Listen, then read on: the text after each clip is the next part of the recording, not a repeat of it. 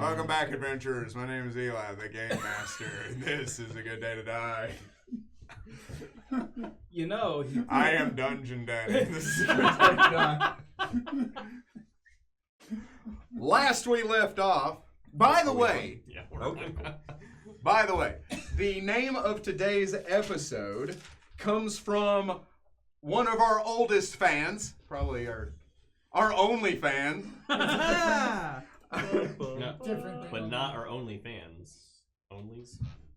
Well, that depends on how much money he sends us. They. Tyrus! We appreciate the joke from last session so much, we named this episode after his joke, Grippli's, believe it or not. So, last we left off, the group had left Drimport. They had sailed across the bay over to Martrek. There they discovered that Martrek was occupied by Boggards. The Boggards had completely not taken over, but had occupied the city for the most part. From there, they went upstream to the birthing pools of Manzarek's home village. He had found out that he and several of the other Grippli villages had fallen, with only 2 remaining. The Boggards had been rebuffed from their previous attack and were preparing for yet another one. Into the Grippli village of Kakarikik. As they were sitting outside, Bongwater, Manzarek's uncle, decided that he was going to go get his Dinokairos, Lily. As Bongwater was about to leave, Manzarek couldn't stand to watch his uncle disappear into the gloom, never to be seen again, so he decided to go with him, accompanied by Dr. Tone. The 2 of them had left into the northern parts to find the Froghemoth. There, they found Lily. They did battle with several Boggard, liberating the giant dinosaur, and discovered that the entire area had been frozen over by some kind of magic spell to control the weather. What it could be, we don't know. The other group, the A-Team, we know where Gold Team rules! Had left to go infiltrate the Boggard camp. There they learned many things, like, holy crap, there's a lot of them, and this is really dangerous and far beyond our CR rating. Then, they had talked about moving into the village of Kakarikik and speaking to the head chiefess there and trying to decide what to do next.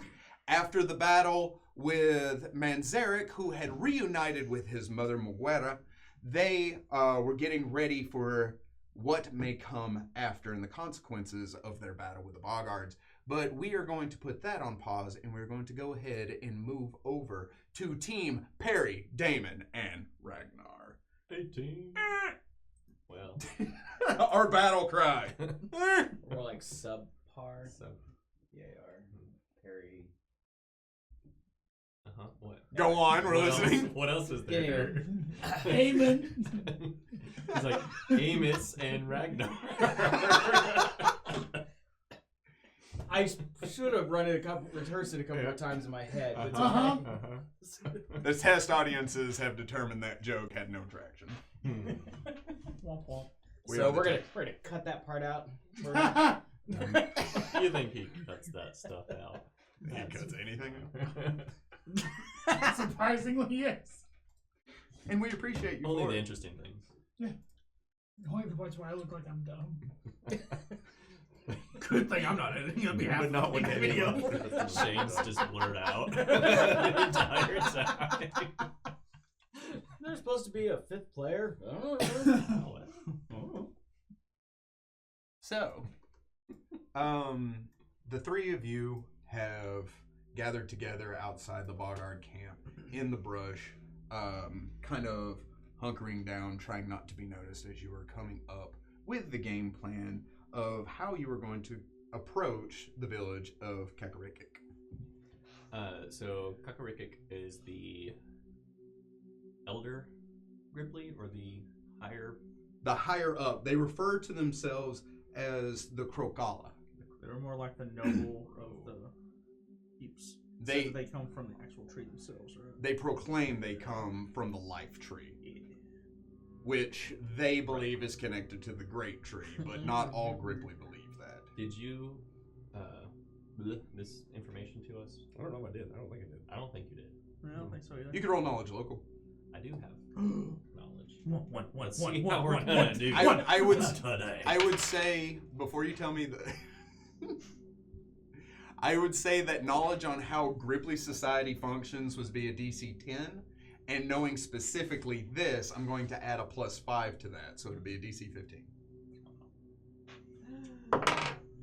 Nat 20. 14. I just like to point out that was my first roll of the night. It will mine's a never happen 4. again. So, Perry, I imagine you're sitting there and you're kind of contemplating like how to approach the village, like what to say to them.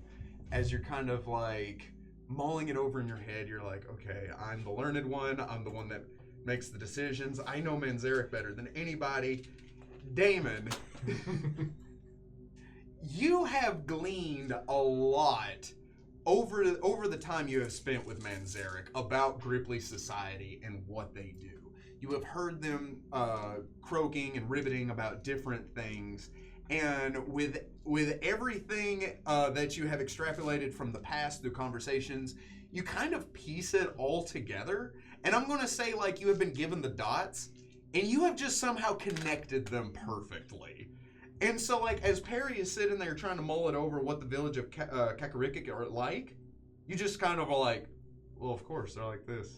I'm like, I'm sitting there looking at it with him, and all of a sudden I do this. And then nudge Perry, Perry, and I spill that. Spill what? What are you spilling? Talking about Beans. this particular village and their place in society. Oh, so the people of Kakarikik, the Coca-Colas are Not a sponsor, but we could be. but we could be. Yes, The Coca-Cola. the people of Karaoke Village. We're always down to sponsor the people that invented Santa Claus. View themselves in this Yes sort of and no. way, and basically regurgitate The image up and not everything the that he had didn't. That he didn't. That he had didn't. Wow. Well, I did that too. The Dasani. Yeah. So I think our approach should be very deferential in nature. However, we do need to point out the extreme urgency of working together. So if we let them know that the great tree might be in danger, it might push them, nudge them in the right direction. Yeah, that's a good start. Would I know if Manzarek's name carries any weight? You do know that Manzarek has more or less been ostracized from the majority of other Grippli villages because, firstly, most Grippli villages don't super get along with each other because they're just so different. And even in his village, he is kind of a pariah among his people. And so, like, probably nah. What about his mother?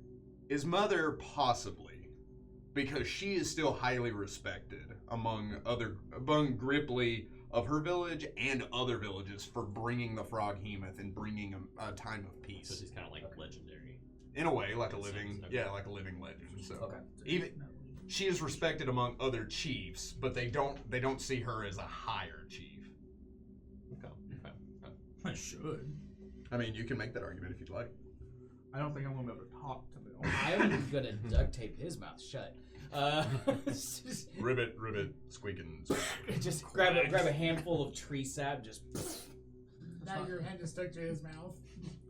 That's worth it. how Is it it? should be. Gross. Are there guards outside the entrance? You have not approached the Kakariko. We approached the. Whoa, we approached the village. Sorry, I thought we were hiding in the bushes. To my outside the understanding, village. No, you're hiding outside the You're hiding in the bushes outside of the Bogart camp. Oh, Let's stealth our way to the my Kakariki. understanding, the person that was leading us there knows a way around the village to get to Kakariko, correct? Stroke. Zook. Yeah. Zook. Yeah. Zuck. Zook. Is it Zuck? It is. First name Mark. Last name Burke. He's a loser person. Second middle name Irv.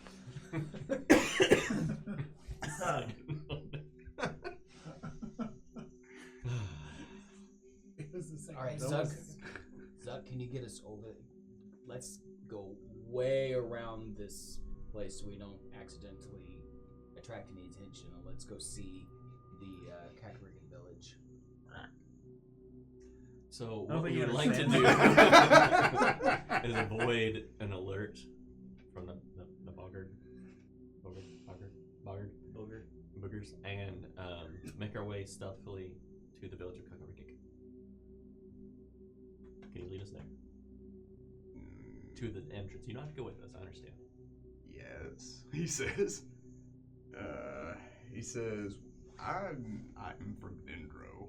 They're not super keen on Dendrons. Right, that's why you just lead us there, and then you can hide away. Well, so yes, I could do that. I just want to tell you, they don't like Grippli from other villages. They're much less appreciative of outsiders Mm-hmm. from other places. Well, it's a good thing we don't have any of those. Yeah. Yeah, thank goodness. He says. Why does he look very reluctant? Oh, he said it should be a walk in the park. It's fine. We got this. This will be the easiest You're not there. So, I just pop out of the bush. He's lying. This man chooses death. Zuck kind of like, very well, if this is what you want, I'll take you as close as I can. So Zuck begins to lead you. I would like everybody to roll me a stealth roll that is involved. We're making a very wide berth. Did I mention that? What did you roll? Why are you rolling over there? I rolled a 0. I did that on my first birthday. Gonna make me roll a stealth. Sure. Mhm. Let's do this. Can I give them each a +5? Nat 8. So, So a a 2. 2? So a 4. Oh. No, so 6. I rolled a 5 and Giggling got a at- 0, so. They didn't give you enough credit. It's fine. So you got a what? 6 Okay. total. 18. Cool. 34. Neat. Can we take the average? Borrow some of that. 23 for Nice. Zuck. I liked how that just kind of. Yeah. It just was. So Zuck is surprisingly stealthy. It seems even on his home turf. Oh, I'm sorry, that's even higher. Because he is in the swamp. Yeah. What did I say, 23? Yeah. 25. Oh. So with a 25, he is surprisingly stealthy, reappearing every so often to make sure you two know where to go. At some point, he does stop you, and he's like, "Is there anything we can do about that?" Why'd he stop? You don't see neither of them. Oh, okay. You can try to roll his perception if you'd like. I'm not gonna bother. Not for long enough. We Let's can. get ahead of them a little bit. We could stuff them with branches. Cover them with mud. He starts poking you in the mouth with a stick. What's he doing? Hey, don't worry about it. And I pick up a scoop of mud, and I'm like, Roll a disguise check. over your shiny armor. It's not my armor. I have not rolled above a 10 in 2 weeks. Oh, is this not for me? To No. roll a disguise? Okay. 11. Better than your roll for stealth. So, because it is higher than his roll, I will give you a +2 to your stealth, cranking it up to an 8. Nice. Why am I covered in this? This is a stealth mission. Why am I covered in this? So help me if he hits me with that again. I'm gonna turn You're being it too down. loud. You're gonna get us discovered. Do your best to not be so clanky. Do you have any oil? Stop hitting me. Stop hitting me.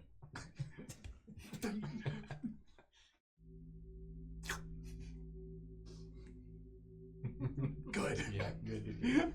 I feel like we're closer now. Yeah. I mean emotionally. Closer to We've created a danger. bond Oh. that only a tongue can create. So, you begin heading through the woods. As you do so, go ahead and roll me a perception check. I'm gonna use the die from Pablo Garbanzo. Hey, thank you, Pablo. What was that? What kind of check was that? That's perception. 25. With a 25, as you begin moving through the trees, right, you take that moment to like get up next to the trunk of a tree and you're just kind of like leaning up against it, and you've done this probably half a dozen times already, waiting for them to catch up, right? You are moving very stealthily through the brush, or at least very stealthily for somebody your size. Moving quietly is not something that's new to you. You and the other people of the Lothario mountain range are used to quietly moving into an encampment at night if you needed to, or sneaking up onto a creature that doesn't need to know you're coming for it. So this is nothing new to you, but being in the swamp is a little taxing. It's a little difficult, and it is slowing you down. As you are waiting, mainly for Damon, to catch up, you, out of the corner of your eyes, it looks as if the tree itself shifts and moves. And you, as you look up, see a Grippli walking across the branches with an arrow knocked into a bow as he begins walking towards Damon. It seems that he has seen him, but has not seen you. As you kind of like, and you scan the area, you see probably half a dozen of them in different locations once you start looking for them, approaching both Ragnar and Damon.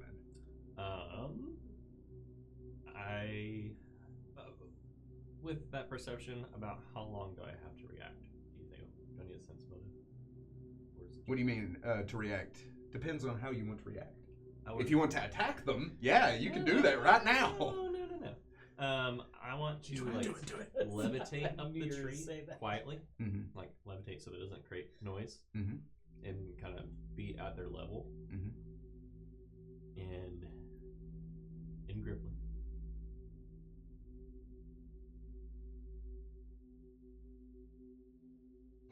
Real quick, while you're mulling that over, because you are actively doing something now, roll me a second stealth check.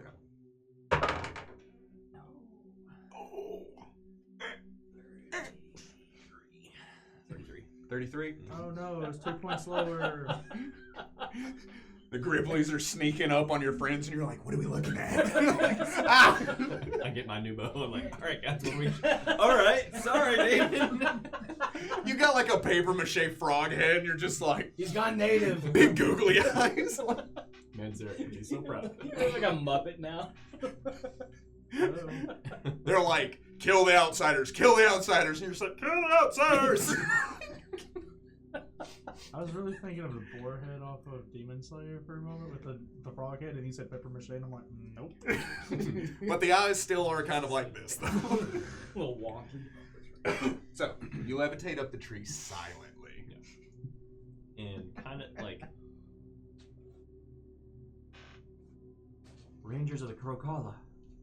Rangers of the Crocala. So you actively attempt to get their attention. Yeah. In a moment, in a split moment, they all spin and aim at you. 3 of them have arrows. The other 3 have blow dart guns. I'm dead. And they like immediately seize on you. One of them walks towards you, right?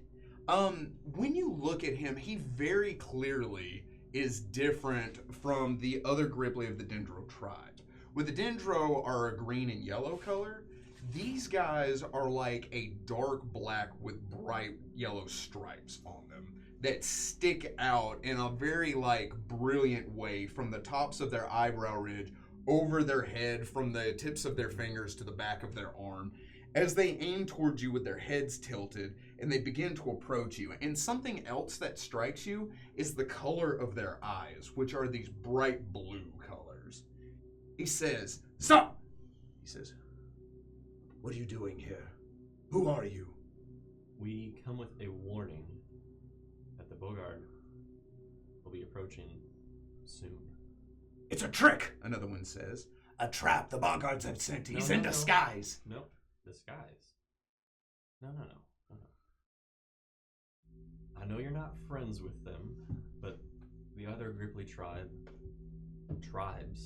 have been in danger, and it's only a moment of time before they make their way to Kakariki. "They have already attacked us once.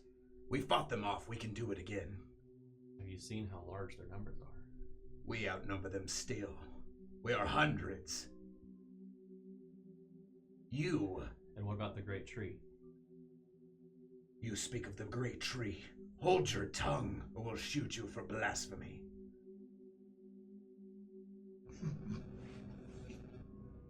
I just wouldn't wish any ill will toward it.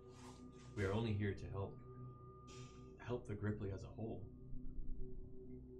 Roll me that beautiful diplomacy. Did you roll 1? No. Thank God. We would die now. And Oh, wow. Go ahead and roll me a perception check. The DC has lowered by 5 to be able to notice this conversation going on. I really put some points in that. it's only the most 16. rolled. 16? 18. 18? What dice can spell me next? So you both do notice. You hear the chattering and the croaking. It's low, and it almost bleeds into the ambience of the swamp because there are, like, real frogs there. However, you have been with Manzarek long enough that you know what the Grippli language sounds like. And so you both kind of freeze, and as you're like, where is that? You look up, and you do see them confronting Perry. You see 3 of them turn and look at you as they shift and aim. They begin to slowly move across the trees, jumping from limb to limb with great agility as they're slowly surrounding you.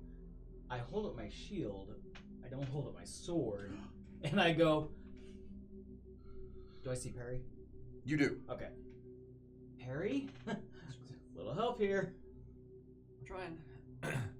We are companions with the son of Maguera. Muguera. They look at each other. Muguera has several children. Dozens. I understand. Millions. Tadpoles everywhere. And we also understand that Kometamora has gone missing. We truly are here to help. Roll me one more diplomacy. Purple or clear? Clear. Roll them both and take the highest. Okay. Double that. Nat 20. Why would you say that? You allowed it. He said it. It's Nah. on tape. Roll again. We're not doing both. I didn't No. Can I take I the was lower? joking. I take the lower. Reroll. I have but faith in you. Just one. See? It all works out. I'm at 20 though. I didn't give you any time to take that back. No! It's a 22. Do note, our DM lies to us. He lied. Laura, he lied. I have warned you about speaking blasphemies. The other one says, but he knows the ancient words. He speaks the Grippli tongue. He says the Bogards are clever. He says we must at least take him to the village. We must at least introduce him to your Tala. Is there a way I can prove I'm not a Bogard in disguise? We will take you to your Tala. She will judge. Okay. As they begin to surround you two, one of them keeps a bead on you as the other 2 come down off of the trees. I need to do a sense move. Damon and Ragnar, can you please keep your hands in the air and follow us? Like you just don't care. You might care a little it's bit. a 17 sense motive. 17 sense motive. Mm-hmm. As they begin to make their way down, you feel like if they were going to attack you, they would have already.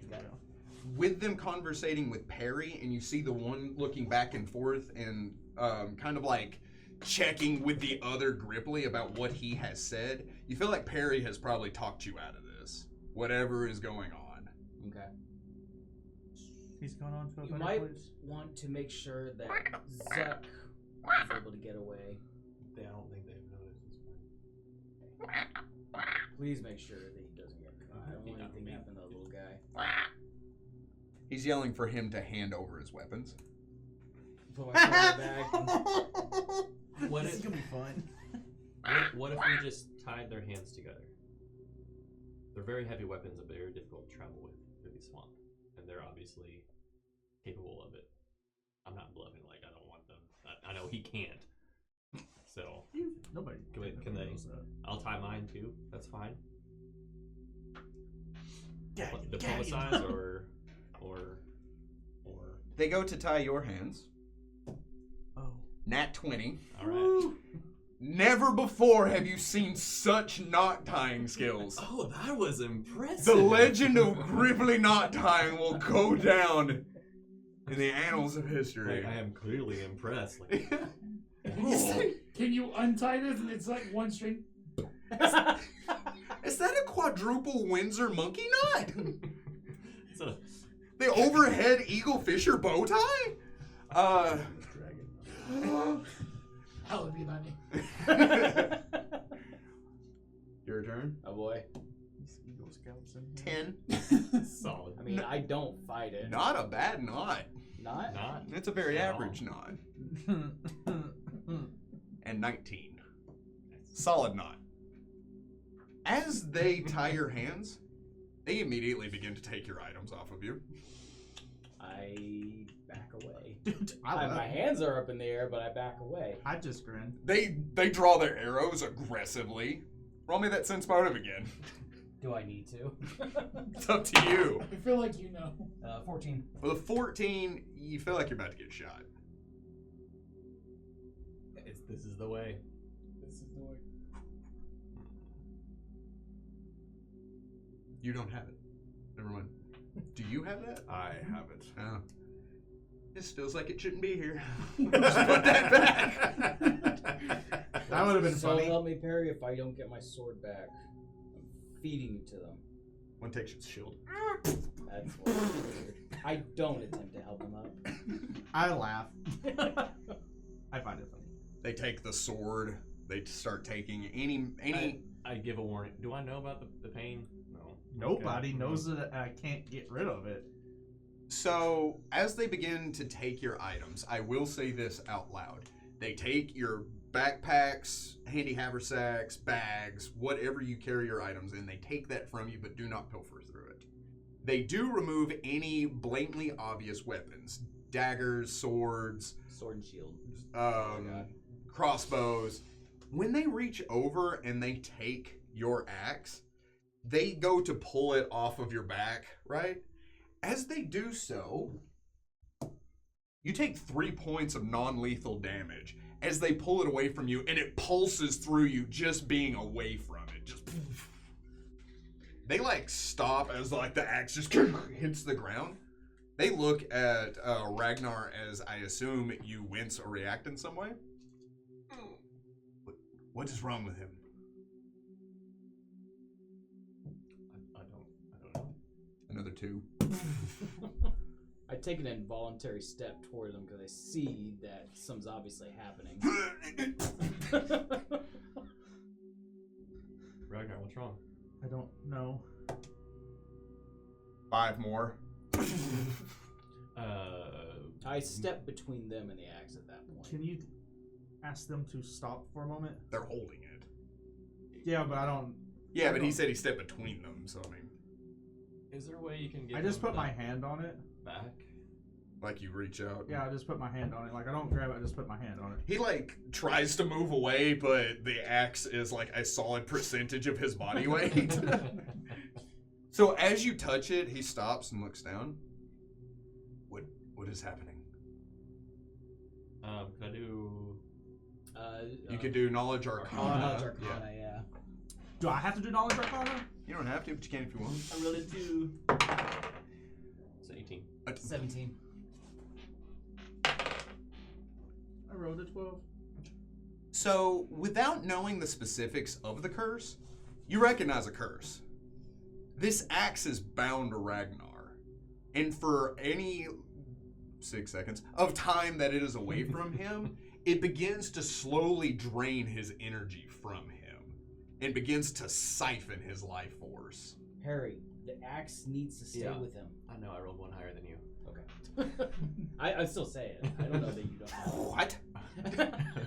Weird flex, but okay. I didn't know this. The tall one, the one with the axe. These guys are 3 feet Yeah, tall. they're all 6 feet tall. They're just like the tall one. So not you. Yes, exactly. But even then, also kind of you. He seems to be cursed with that axe and is going to possibly die if it's not attached to his person. He's bound to it.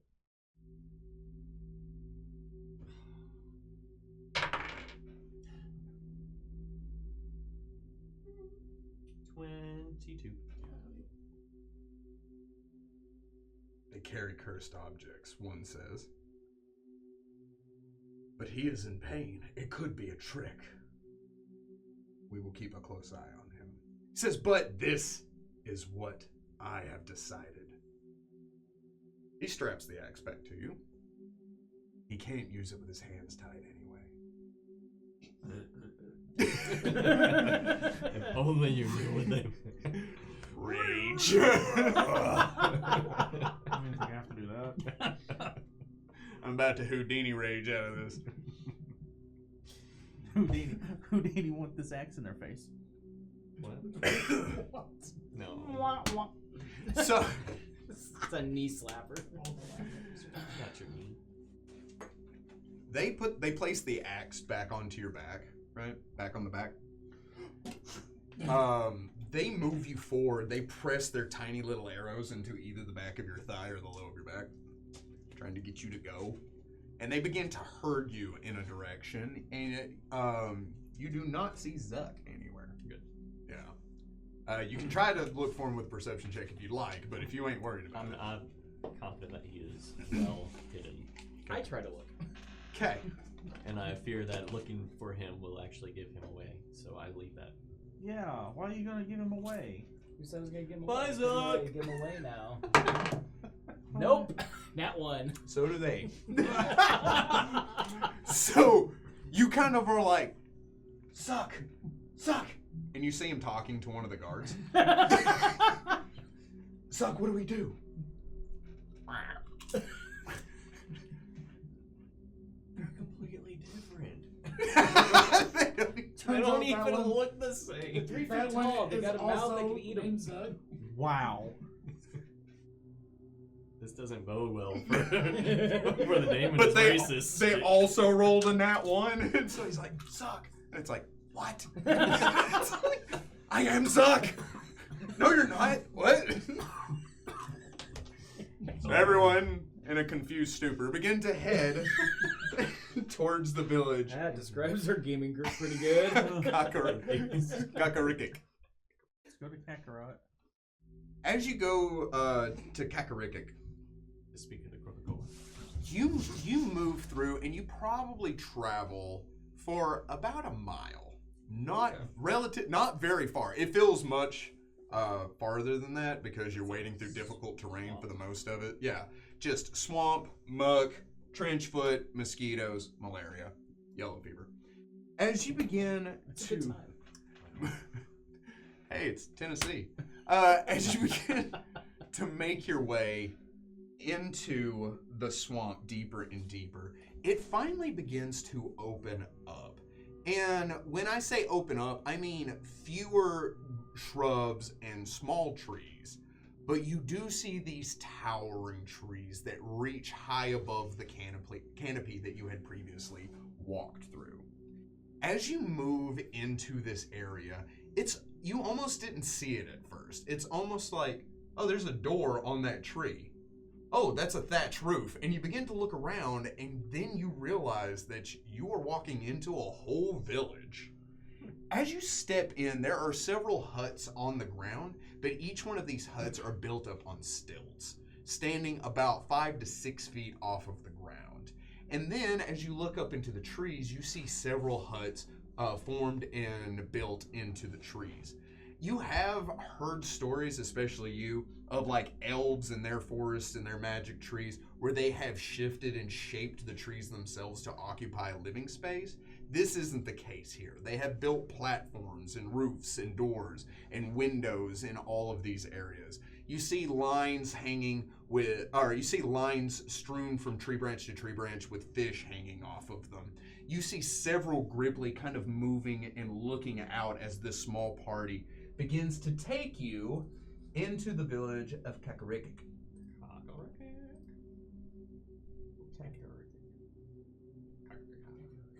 As they move you in through this village, you begin kind of like examining everything, and as far as villages go, it is sizable, but it's not huge.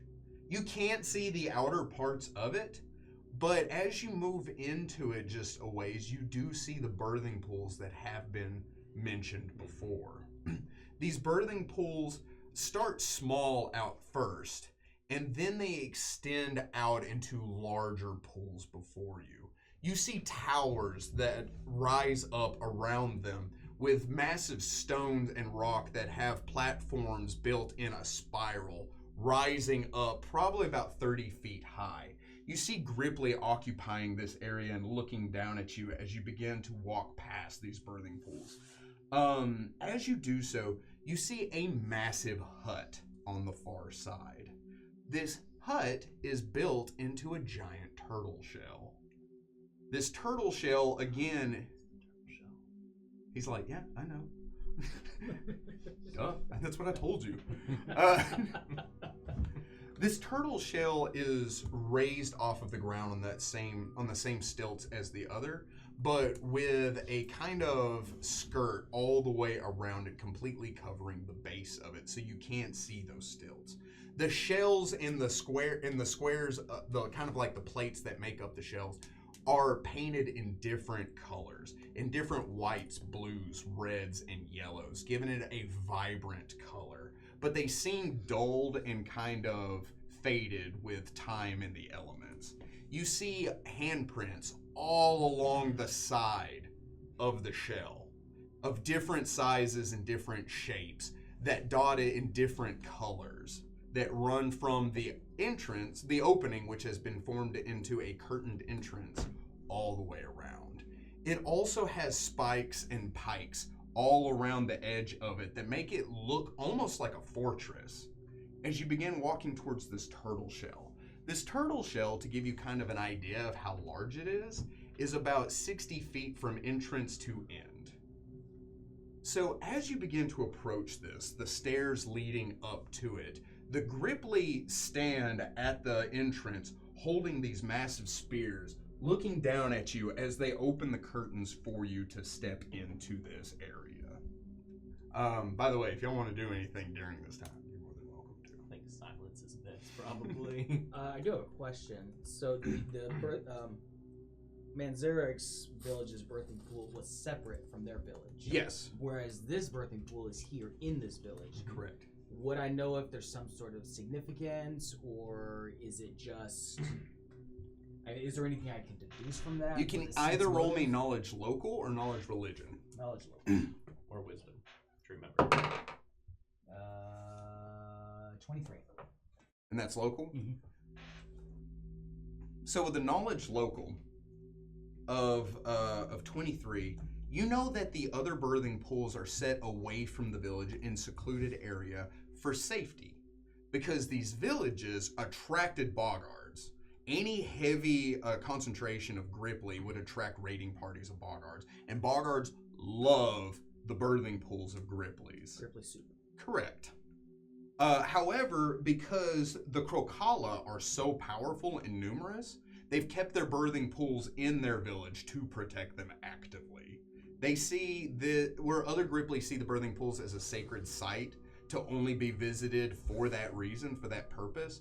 The Krokala are like, our next generation are so important. We protect them here, and this is our sacred site. We are the chosen. Okay. Kind of thing. They see themselves higher than most other Different Grippli. mindset Correct. from other Grippli. Okay. But they are the unique ones. They are the only ones that do this. Okay.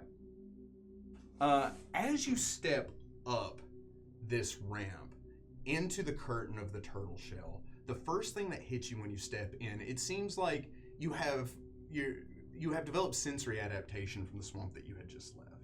The smell of decay and marsh and muck and blech fade away when you are hit with a wall of incense.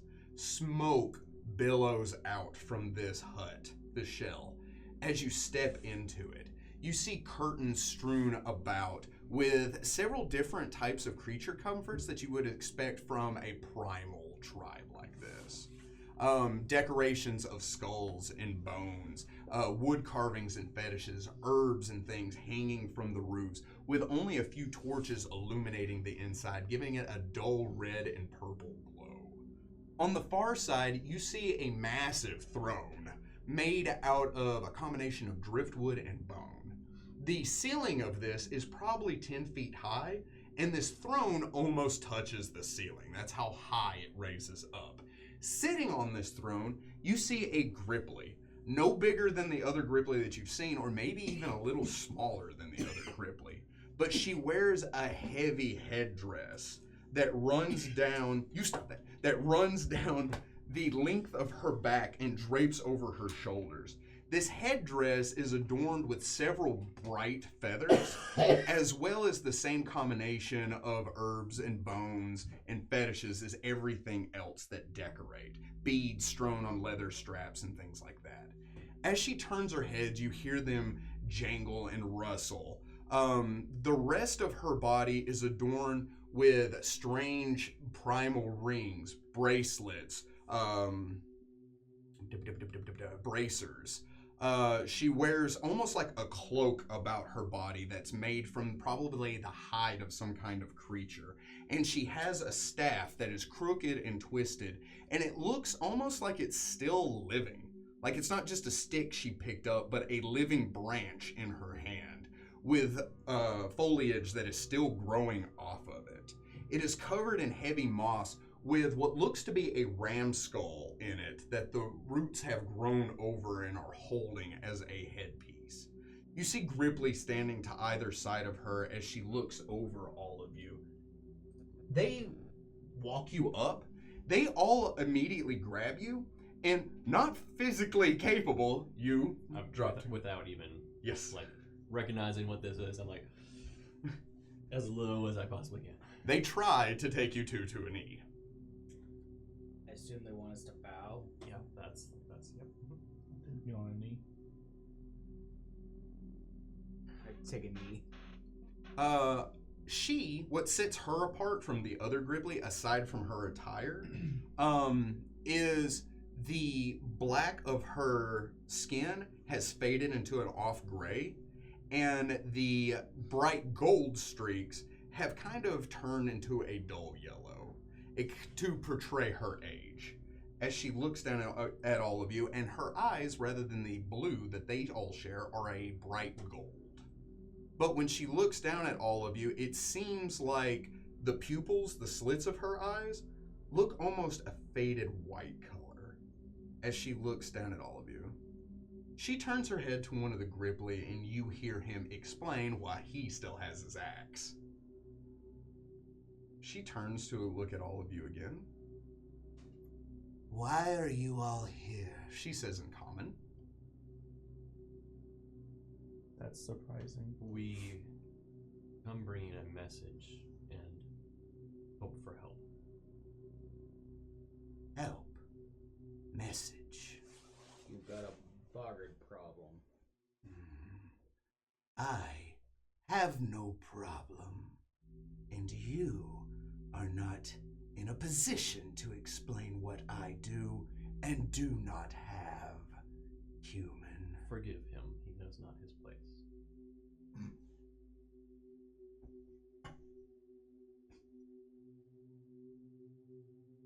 You will address me as the Green Speaker.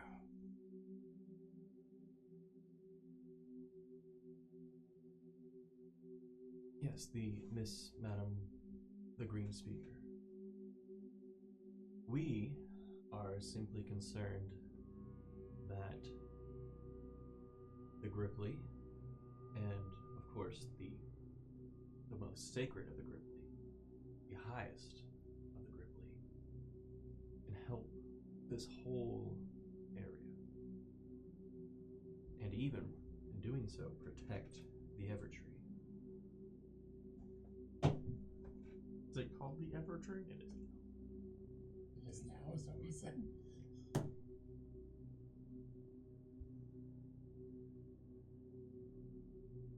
Roll me diplomacy.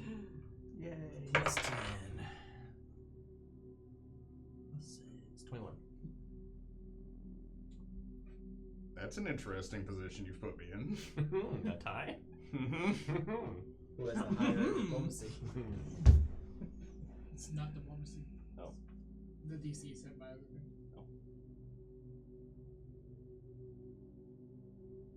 You know little of our ways. You speak from a place of humility in hopes of gaining something. But you speak the truth, don't you?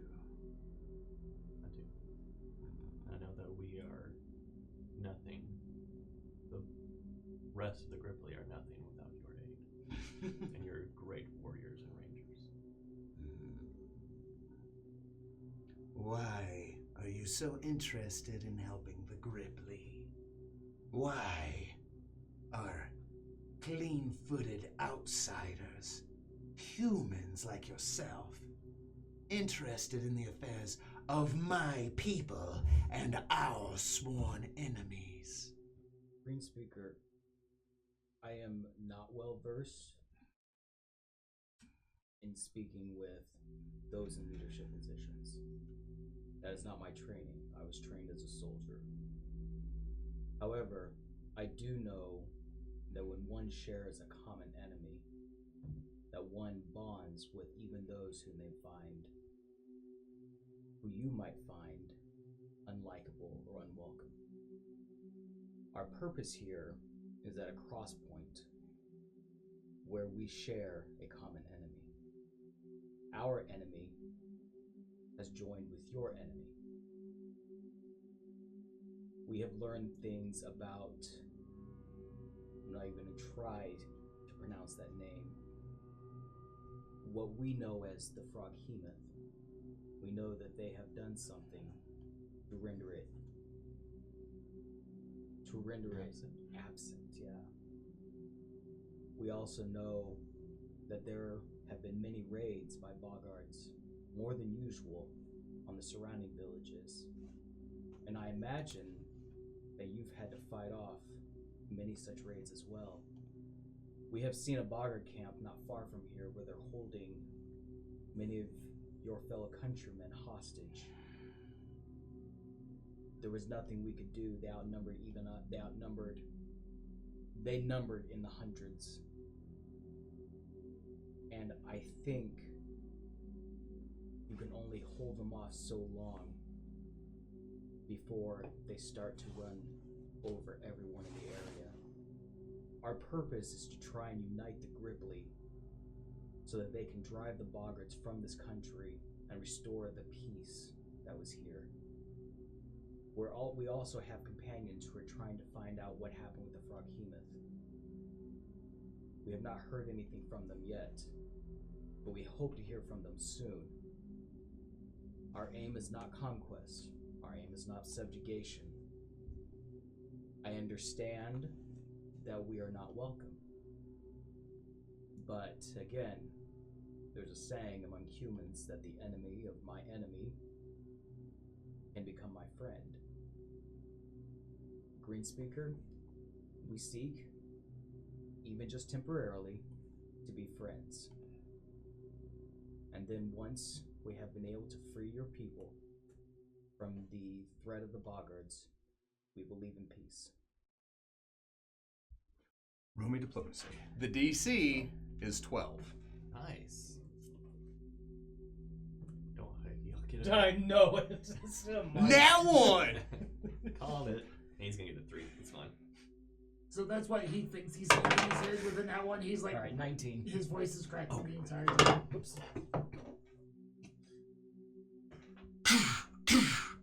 She bangs her staff on the wooden platform that the throne sits. We are not fellow Grippli with any of the other tribes. We are part of the great tree that unites us. We have rebuffed boggards in the past. This is no different. They meet us at our doors, and we will fight them off. The Death Touch are the only Grippli that are left, and we deal not with them in their hidden coves of the swamp. But she points her staff at you. You hear the beads rattle on it as she does so. You speak plainly and you speak the truth. So tell me, if this is true, everything that you have said, what do you want us to do about it? March out to fight the boggards in the marshes? Not exactly.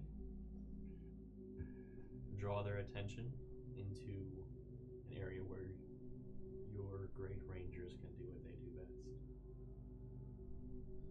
A trap. An ambush. A decoy. Because the threat that's uniting the boggards against you is coming from beneath the great tree. You hear them all begin to kind of like shudder, and this deep rolling starts to fill the air. Has there been something off? You are one with the tree. You speak to the tree. He speaks to you. Has there been anything different in the last two weeks or so? She goes to stand. The guard reaches out to a sister. She waves the staff at him as she raises up. She kind of makes her way down the step, just using the staff to like aid her. She walks up to you three. You will no longer speak of the great tree, of what it can do, or what has been happening to it. This is not something outsiders speak of. But let us see what the tree thinks of you. She reaches out to touch your forehead. I'm just kind of, my eyes are crossing as I look up. You may attempt to resist this if you'd like. No. It is your I'll let it happen. destiny. Oh my god. You two see this. You do not see this. The staff begins to emanate this green pulse, and you can even feel the thrum of magic coming off of it. All of you being sensitive to magic in one way or another. Some of you more so. As it begins to thrum and pulse, you don't see or feel this. You are taken from where you sit. You see the world around you begin to shift past you. You see trees running by. You see these massive rolling plains with rocks. You see tribes of orcs. You see the Lothaриan mountain range. And then you see a tree. Massive. And rising up to the sky without being able to see the tops, and clouds amongst its branches and leaves. You've heard of it. You've never seen it before. But you are seeing the great tree for the first time. You see suddenly the ground beneath you shoot up. Darkness engulfs you, and you see a root system pulsing and reaching out like so many hands in through the entire earth. As it does so, it goes down, and you see this cavern. hewn stone and dark. Your vision is narrowed where you can only make out directly what's in front of you, unable to see anything but the flagstone ground, the roots reaching from the hewn stone of the roof and gripping down the walls. You see a man, human with long hair and a beard and kind of a burgundy cloak, his head down, and he seems to be meditating on this kind of throne, like a stone throne without cushion or pillow or anything. His head is down, and as his head is down, his eyes suddenly open, and he looks up as if he can see you. The ground shifts deeper, rolling up over you and into another section. As it does so, you see a tall, lithe figure reaching up and touching the roots. It's feminine in its build, with long platinum hair and two long ears that stick out to either side, leaving you to believe that this is an elf of some kind. As she lays her hand on the roots, you see a ram, larger than a war horse, standing next to her. As she stops, turns and looks at you, and you see that black ichor rolling from her eyes.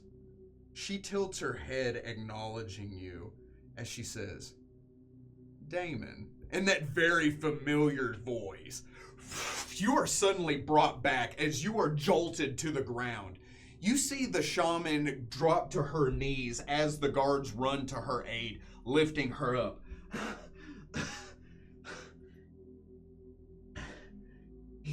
He speaks the truth. The tree is in peril. How did you know this? I'm on my back, and my heart's racing, and I kind of pushed myself up as best as I could, because it told us.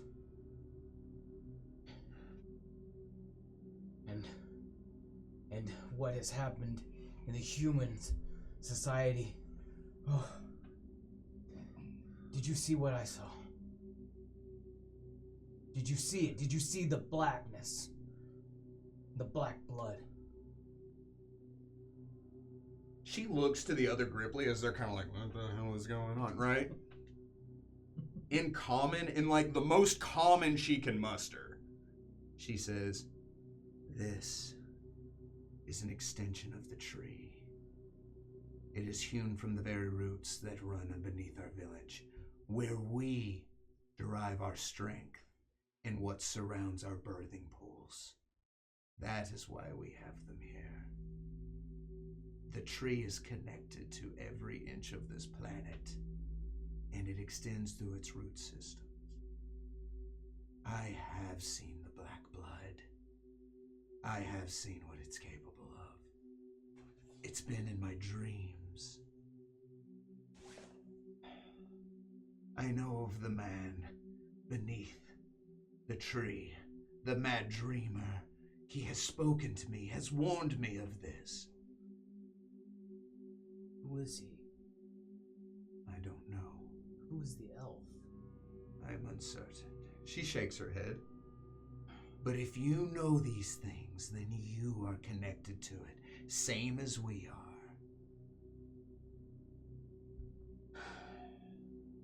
"Fine," she says. "If this is connected, and this is the only way, then tell us, what do we need to do?" And we will go ahead and shift to the other group. That's what you Phase shift? one.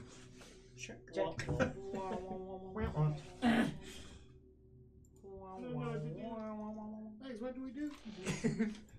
There's a conversation that I need to have. I feel like running away is the first thing we do, and then we can have that conversation. Oh yeah, no. Okay. No. No run away. Don't run away. You hold on, Boggarts. We have to catch up. No, I'm not fighting the rest of the Over boggers. here. Chicken. Yeah. But what? Yeah. You eaten frog legs Some good before? role They play. taste like chicken. I'm fine with this. I need to leave.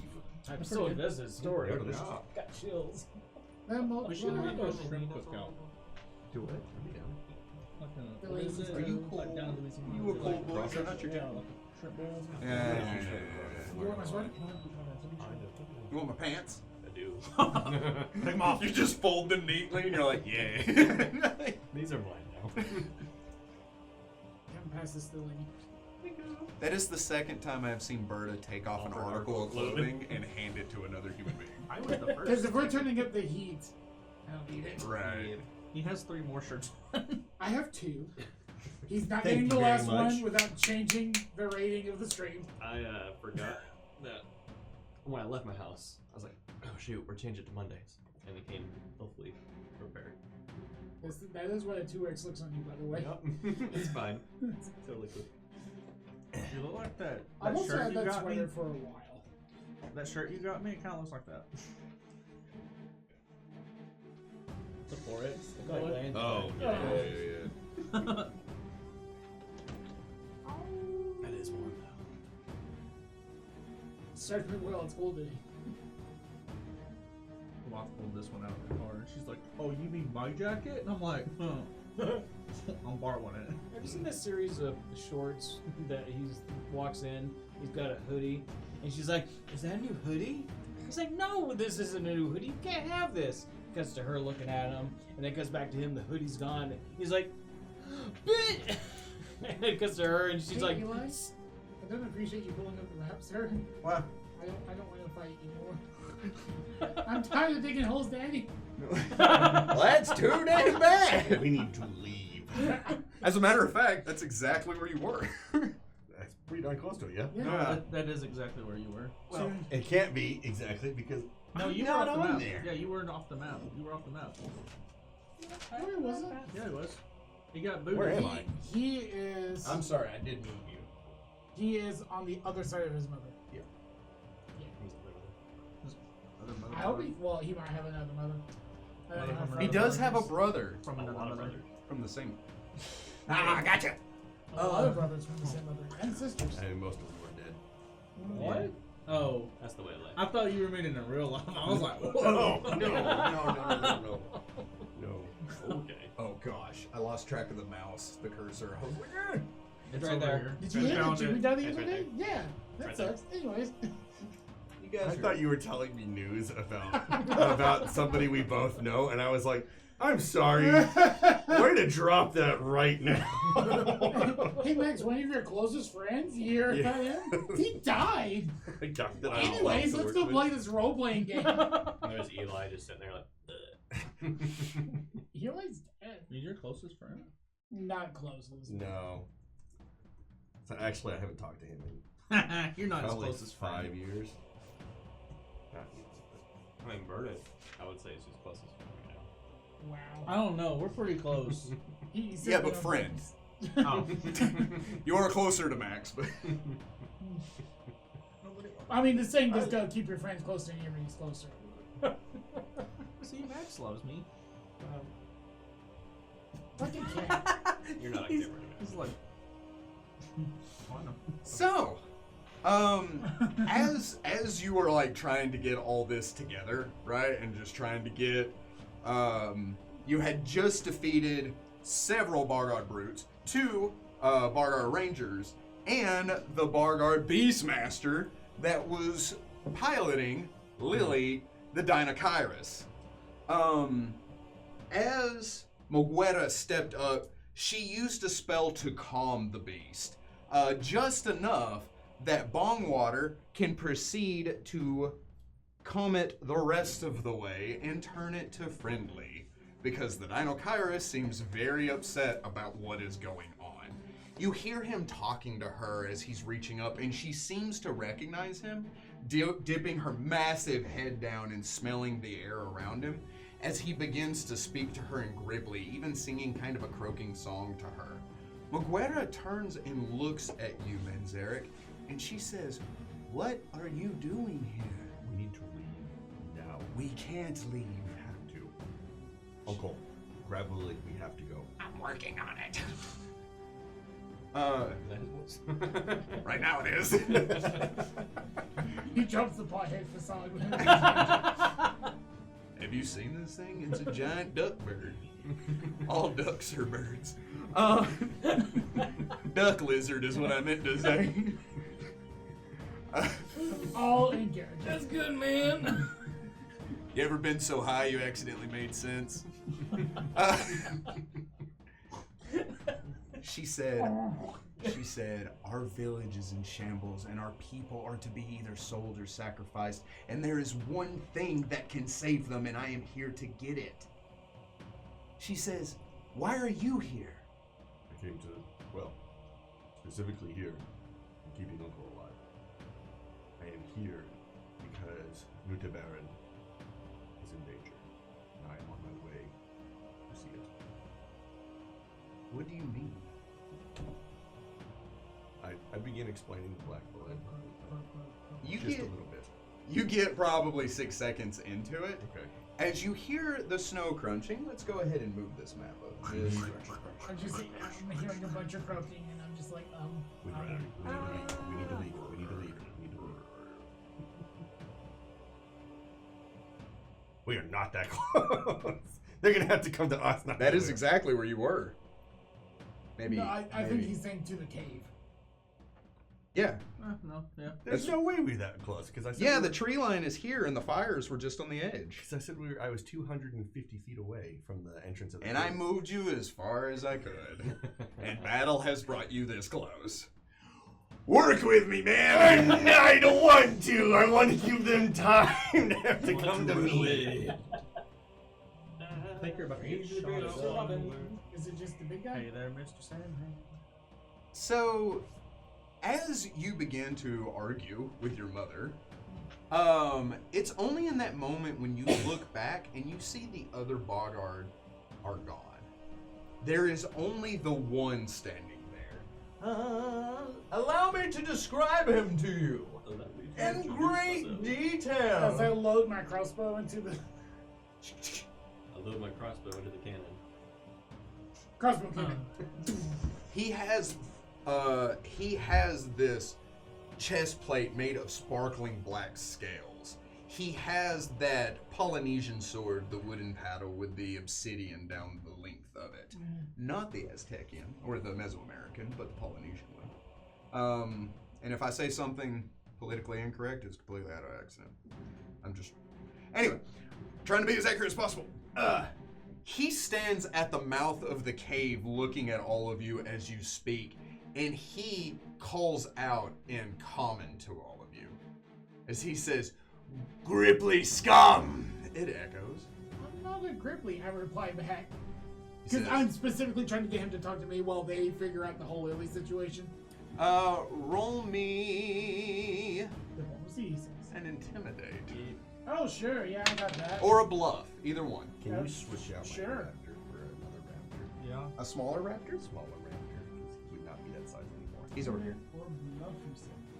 Both +3, 11 ZC. He would have had the time to go over next to you Oh, if you that's want him to. Okay. So Rayato's chilling out next to you. What was it? 11? I have no ranks in that stuff. Yeah, he seems unbothered by you. He tilts his head looking at you, right? He says, Moguera and her prodigy. Oh, what a wonderful opportunity to kill you. Bombrak will pay handsomely for your head. Bombrak is dead. Moguera, looks at him and then looks at you, and that looks like news to her.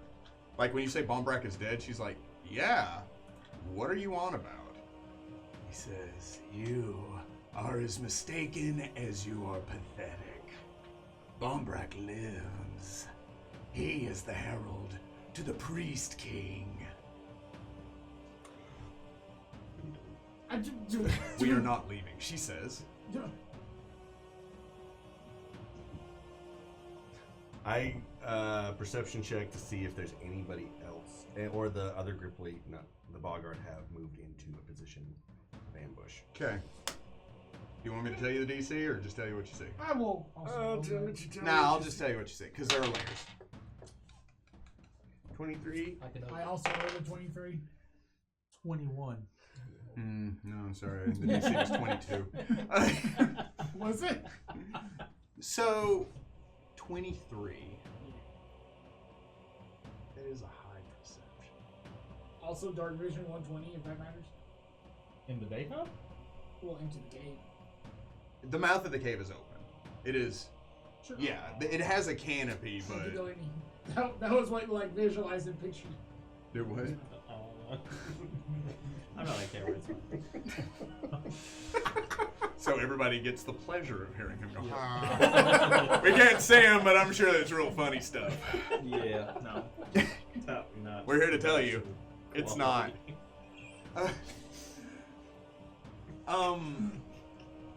You don't see the Bogart. You do, however, see footprints, and they have retreated back into the cave. So you know they haven't left the area, but they are not in the immediate vicinity. This guy stands alone. Your mother takes her bow and extends it out and just aims it towards him. Just the bow. So as someone who's out of the loop, who are you? Tell your pet to be silent. I speak to Morguera. Or, in extension, her prodigy. Bongwater says, I want nothing to do with this. I'm with you. I'll go over to Bonbard and start helping. He is not a pet. He is a friend. He will be treated with respect. Surprisingly used to become pet. On the flip side, who the hell are you? My name is Zigar. I have been put in charge of putting blah blah blah blah. Sorry. Hearts don't go blah blah Blah, blah. blah, blah, blah. It's a serious plight that affects the swamp.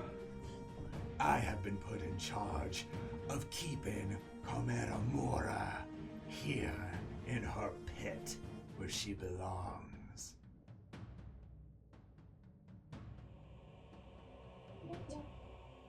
Morguera looks at him and then looks at you. Why is it snowing?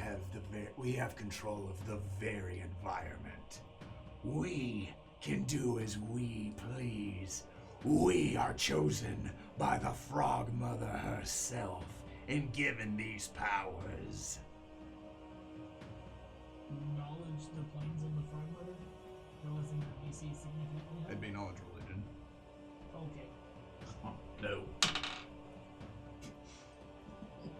Should I roll? Should I just let it be? Roll one. No, totally not. Don't worry about it. It's totally a 1. Did you roll the second time? No, I rolled a 5 the second time. An 8 total. So you, that one, Yeah. you know, Oh, so you believe that it's what Dom worshipped? When Dom worshipped the frog mother, it was like, she is the kindest, most wonderful frog being there ever was. The mother of frogs. Loves Not the aberration of the 9 hells. Got it. So he says that, I'm like, wait. You're a chosen of the mother of frogs? oh yeah, The peaceful one with the daisies? Sorry for taking that from you. go get, no, I like it. I was going to invert her name and come up with a bunch of bullcrap, but no, I like that better. What? You frog people are so weird. That's what. Gogunta. Gogunta. Where did your swamp seers get such power? We draw it from the very essence of the swamp itself. We are the chosen, and you are not. A blight in the southern portion of the swamp that has been taken from our rightful birthplace. We will see you purged from this land if it's the last thing we do. I do not like violence. But if that is what you are asking for, I will bring it to it. Your mother looks at you, right? She says, "Is this what you've decided, son?" I still think we need to leave. Dr. Tone's just like, yeah. We're fighting, right? I suddenly have starts juggling. I have 5 bombs, and you're like, what? You're suddenly one of those bartenders that are just like, I'm ready for it. Oh no! Because he makes those, 6 seconds. Oh yeah, like this has to happen now. I'm sorry. Like I have chosen this for us. I would rather leave, but if we must fight, we will. I mean, he's by himself. That makes me nervous. Your mother looks at you and nods, right? It's in this moment when she looks at you because your mother has always loved you. She loves all of her children. But at the same time, she was never really on your side when you're like, I'm going to become a druid. Mm-hmm. She is just like, I love you, but this is not our way, you know?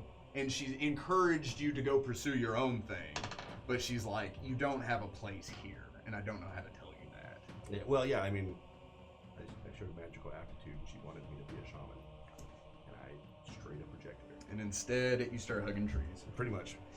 Sure. And then now he can become a rhino, so I feel like he won that battle. A woolly rhino. It's not really a woolly. I mean, I can become a woolly rhino. That's not really what I turned into, but it's pretty dang close. Like, He turned into a rhino with a clean haircut. oh, it was so much scarier than that. It was very hairy. It was hairy and scary. As you say that, right? You see that ethereal arm appear and draw back the ethereal string and arrow as she aims at him. And I will need everybody to roll me initiative. No, everybody involved. Oh. You payaso. Hey, Glenny. I apparently stole the luck. I don't understand. You have the good luck again. I took your dice rolls for a little bit. I have Are you given giving them them back. back? Yeah, when it Apparently. mattered. I would greatly appreciate that. Well, as someone who's about to go into combat, I greatly don't. How's it going over there, Berta? Pretty good, eh? I mean, it's your initiative rolls. Your initiative rolls are always good. No matter what you roll. It can get no lower than this. That's happened quite a few times. He's just no a 0.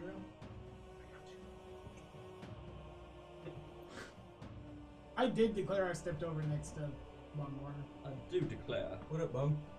Declare. I do declare. Declare. Yeah, man. I do believe I have the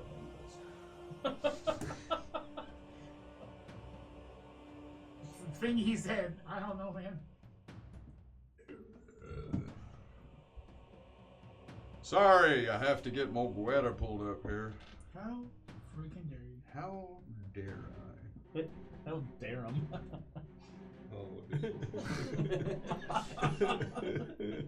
Remember him? He died. Almost couldn't even win it. How did you survive the fuck you went the last time? Oh, Darren saved me. It was a good thing he can't do that again.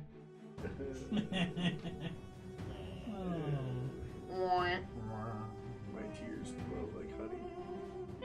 And Get that checked out. It's not a healthy thing.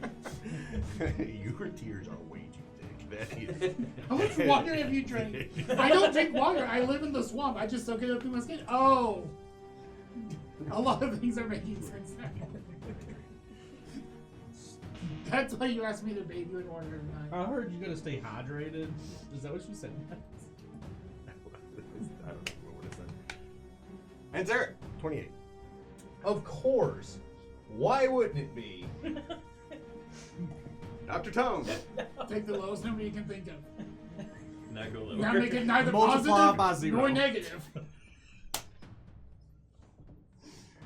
Everything in this circle, that's my initiative. I'll put you at 1. Thanks, buddy. I'm glad someone believes in my character because he doesn't. That's so funny. He stood out from being called a pet. Top of the initiative. Isaac Tome. It will never, In never. reverse initiative.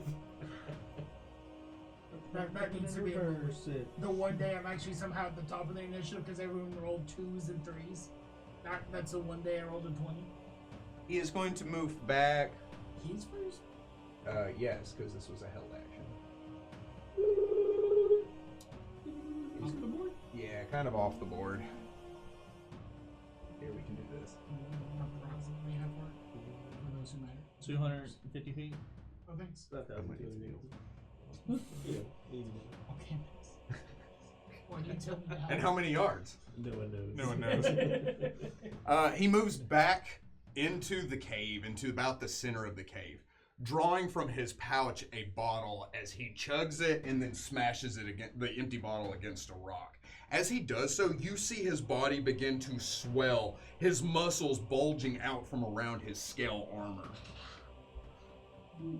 Knowledge on my turn or right now for what that effect was? If you do it right now, you won't be able to do anything about it until your turn. Sure. But yeah, you can do spellcraft.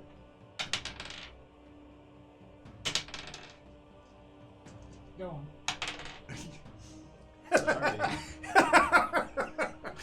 He drank the Kool-Aid. We just need to wait him out. So was that dark? Battle of attrition. I don't think we win that fight. Manzarek. Mother. That's Not without the fucking Come in the morning. come in the morning. I am not railroading. You can leave. well, she will not though. No. Yeah. I'm not believing it. She has done this once before. She's going to do it again. Did I you let both the arms? She becomes a spirit monk that shoots arrows with spirit arrows. I cast where he is the center of it. Sickening Entanglement. What's the range on that? 400 feet. Okay, you plus, got him. Yeah. What's the radius of the spell? 40 feet radius. Alright, what's the save? So when I open it, I cast the spell. The Balthir's Mira's pouch spends seeds everywhere, and they sort of grow like crazy. And I will need a Fortitude save on him. Oh boy. And I will need a Fortitude save on anybody else that might be in it. In what range? What area? A 40-foot radius from him. Oh jeez. Would you lookers, mister? Is a 29 save. It does save. What does that do to him instead? Nothing. He's just relatively light. Oh gosh. It's happening again. So he needs a reflex save as well. Sorry. So he needs Do you a want what reflex- I rolled to be his reflex save, or do you want what I rolled to be the fortitude save of the next guy? Fortitude save on the next guy. Okay. Then I'll tell you that before I go anywhere. Does a 29 save? Yeah.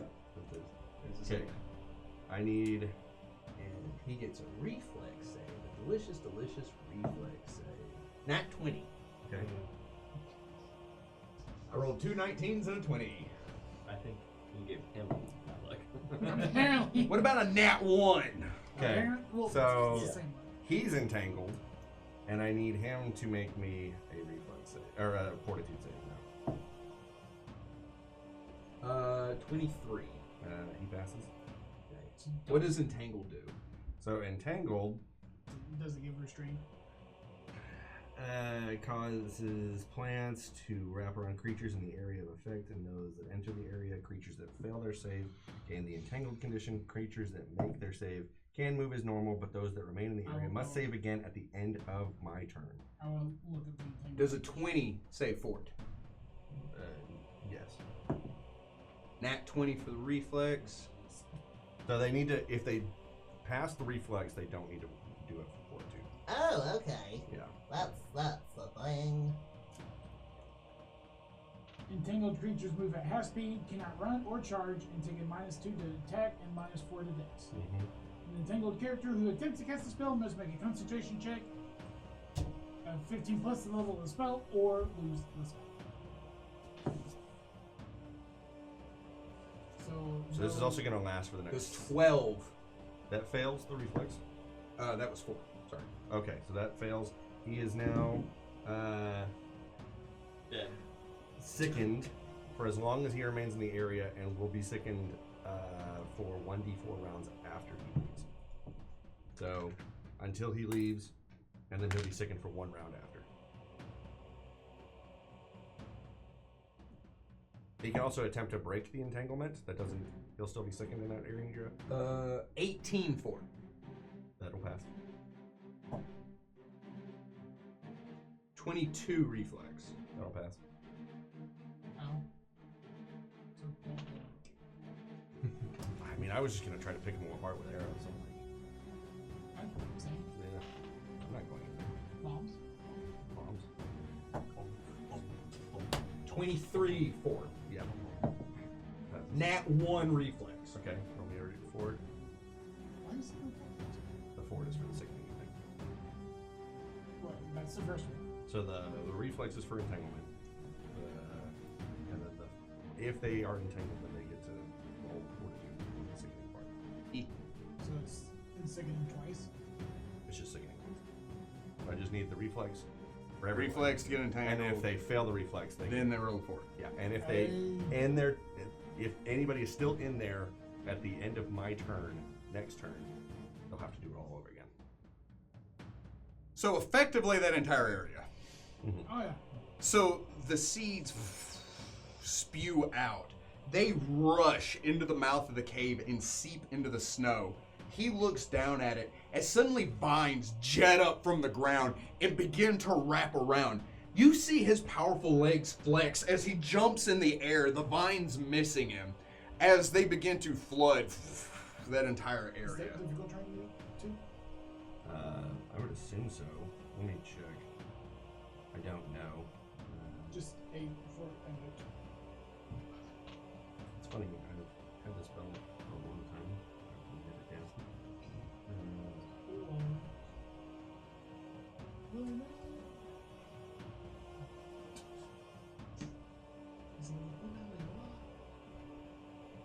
So much more great. Fun on a bun. The entire area is considered difficult terrain. Yeah. Yeah.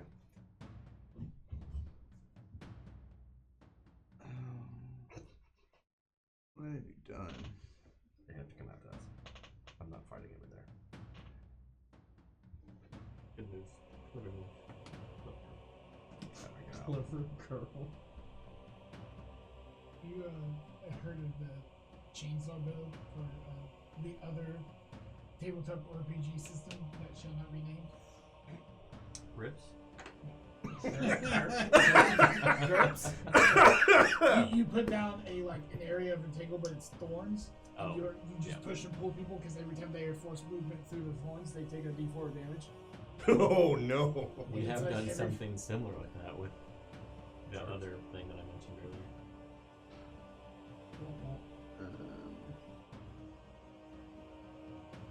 Cool. As you do that, right, he jumps over it, it shoots up and begins to entangle. As he lands, suddenly you see, can they move? I'm sorry, repeat again what entangle does? Does it impair their movement besides difficult terrain? Yeah, they cannot move if they are entangled. Okay, how do they break that? They have to make a strength check or an escape artist check. I don't think it's cannot be. Let me pull it back up. An entangled character moves at half speed, cannot run or charge, and takes a -2 penalty. Okay, they only so move at yeah, half speed. if they full move, But round. it's also in difficult terrain, so I don't know Yeah. if that. So they begin to pour out from the mouth of the cave. Does it look like the same bondage? Gosh, they're still in it. Yes! 2 of them with bows and arrows ready to fire. One of them with the headdress and staff, and the other one with a drum tied to his neck and sitting on his stomach.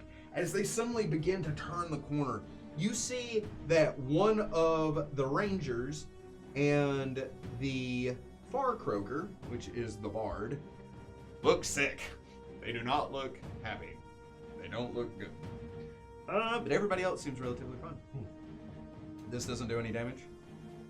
I mean, other Second than is sickening. a horrible condition. Yeah. Yeah. Because it's already a -2 to attacks, and plus another -2 to attacks. Wonderful. Yeah. They're not having a good day right now. No. Everything's terrible. So when they leave the area, we'll for how long? Second. Ever Moguera recognizes a magic user when she sees one. And she is going to shoot for the Far Croaker. Only one shot, though. All it takes. Goodbye! Goodbye, D20! Okay, I love you, bye-bye. Everything's terrible.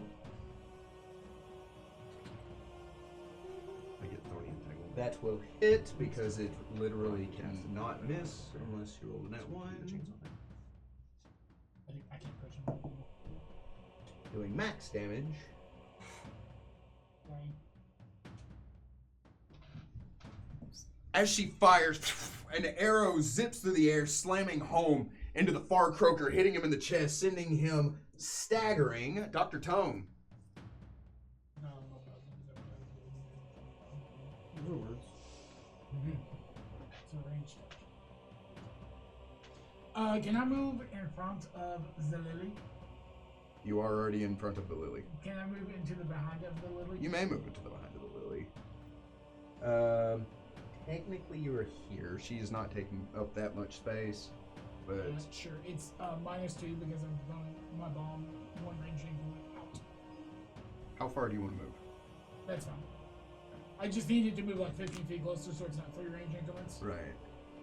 If my math is right, I'm 8. You're throwing. They are 40 feet away from you right now. Yeah, so I'm doing 1 range increment past it's a -2. Okay. Because you want to get dude in it. I want to hit the same person that she hit with an arrow, but with a bomb. Got it. What do they need to roll? They roll nothing. I roll a range touch attack. Oh, you think you're gonna touch this Far Croaker? Maybe, maybe not. It's only a 10. Yeah, that'll hit. Neat. What did you think, though? And the other blue token and the guy beside them need to make reflex saves. Man, you don't even know. You don't even know. 16?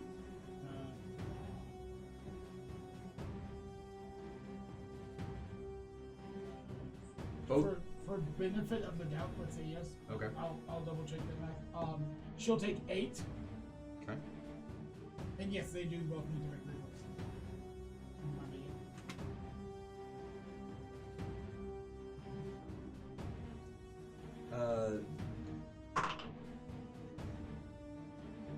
Okay, so this is the ranger rolling for reflex. That is a 15. Ties. So takes half. They'll take half. So this is minimum. So the one I hit direct hit took 8. The other 2 will take 5, half if they made the save, which they both did. Yes. So that's only 2 damage. Correct. Yeah. It is still damage. It is still delicious damage. Also only roll a 5. And I can do that a lot more times. So aim that crossbow. Just throw it on instead. Explosion, I assume? Yeah, kind of. A whoosh of fire as they kind of like throw up their hands. It melts the snow in the immediate area. As it jets around, do you take any other actions? I have no other actions to take. Wonderful. Tip at the top of the round. This guy. Uh-huh. Top of the morning to you. Well, why? Alright. That's so... Let's see. Grade 1. If they're second, it's -2. It's not.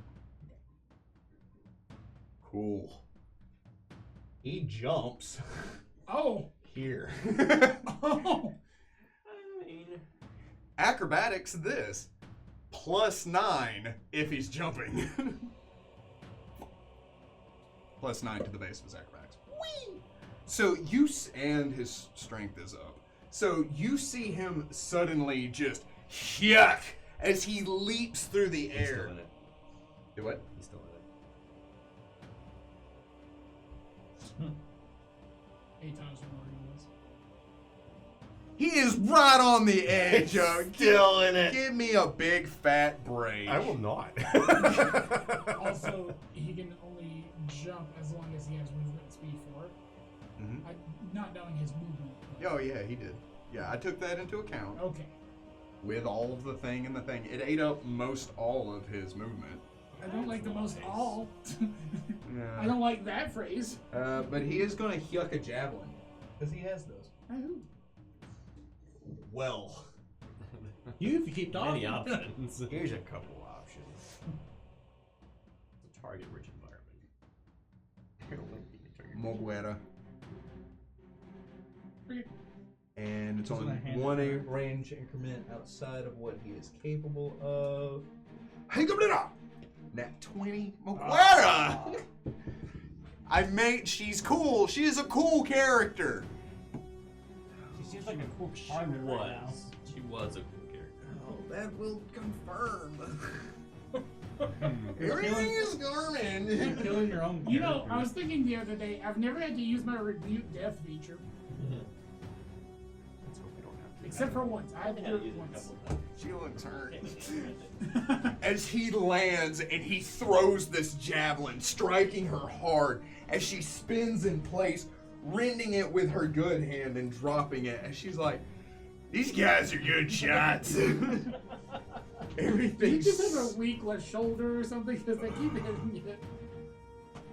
Alright, so she said next to me. Okay. Just be near her, around. By the way, I accidentally skipped him. That's why he went in the initiative when he went. I'm going to put him in his regular place in the initiative. Which is now. No. With a 28, Manzarek, you're top of the initiative. Everything is garbage. So he's on the edge, correct? Uh-huh. That's why nobody else moved. They had to double move, and they only got that far because they're small creatures.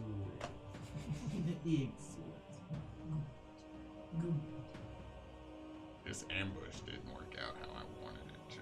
Yeah, you control the battlefield. Yeah, I see that. So I'm My gonna move- plan to eat up all of his spells is working. I'm gonna move 15 feet up, and then I cast Stone Discus. Excellent. Bomb. Really Becomes bomb. a disco. And I get 2 attacks on him, ranged attacks. Look straight up. He becomes a disc golfer with stone disc. Yeah. The goal is the guy's face. Okay, so does a 17 hit him? No. Okay, didn't think so. Oh my gosh, and a 16. No. Okay. I will, however, go ahead and need them to do reflex saves again for me. And fortitude saves. Everybody? Everybody. So reflex first. yeah, everybody that is not already sickened. Well, he rolled an 18 on the die. Okay, that'll pass. So he's fine. There's one ranger that's still in bad shape. 15? That does not pass. So, fortitude. 16. That does not pass. Gah. So he is sickened. Great! Great! This is what I like to be. You just put a javelin through Manzarek's mother. That's my character! I'm kicking my ass, do you mind? No one gets to kick my ass except me. I'm the one who gets. Like that one room. Gives me nightmares. Me and Rise of the Rune Lords. 15. No. Yeah, reflex or fortitude. 20. That does pass. Great. So he's still just entangled. Great. She.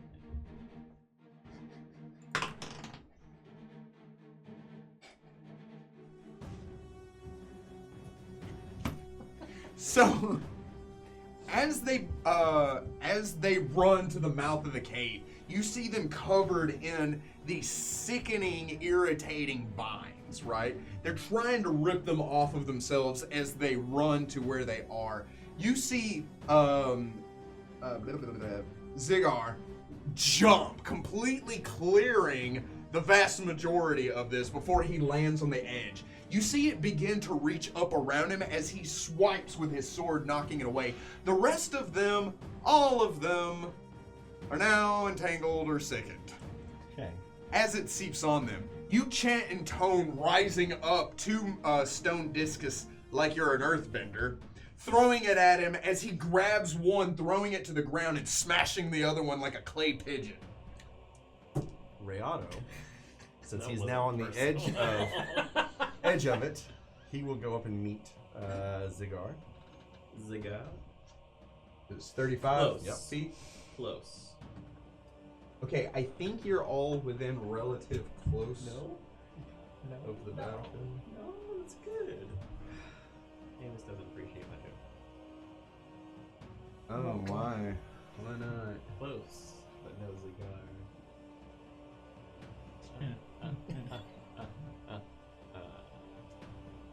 Like, comment, and subscribe if you didn't or do like that. So like, subscribe. Yeah. And he missed his attack. Follow and click that big button. Smash that bell. What do you get? I missed. It doesn't matter. Great.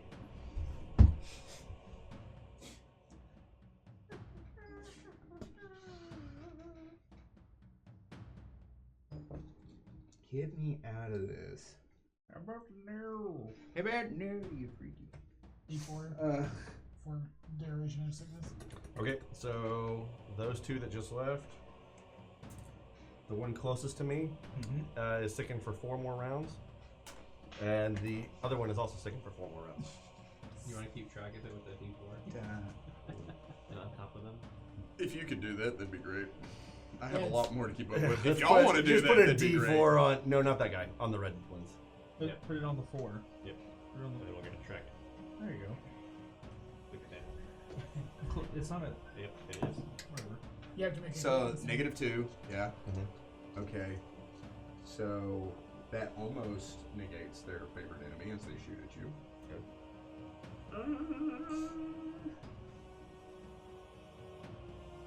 22, 23, 24. That'll hit. You take 6 points of damage from the first arrow. Okay. Same thing from the second guy. You take 5 points of damage from the second arrow.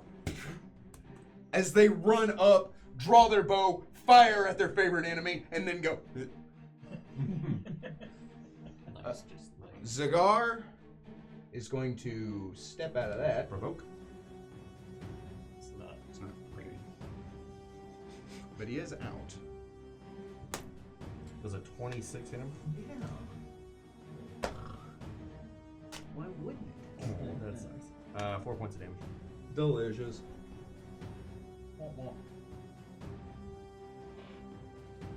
Ew. You want to take another one?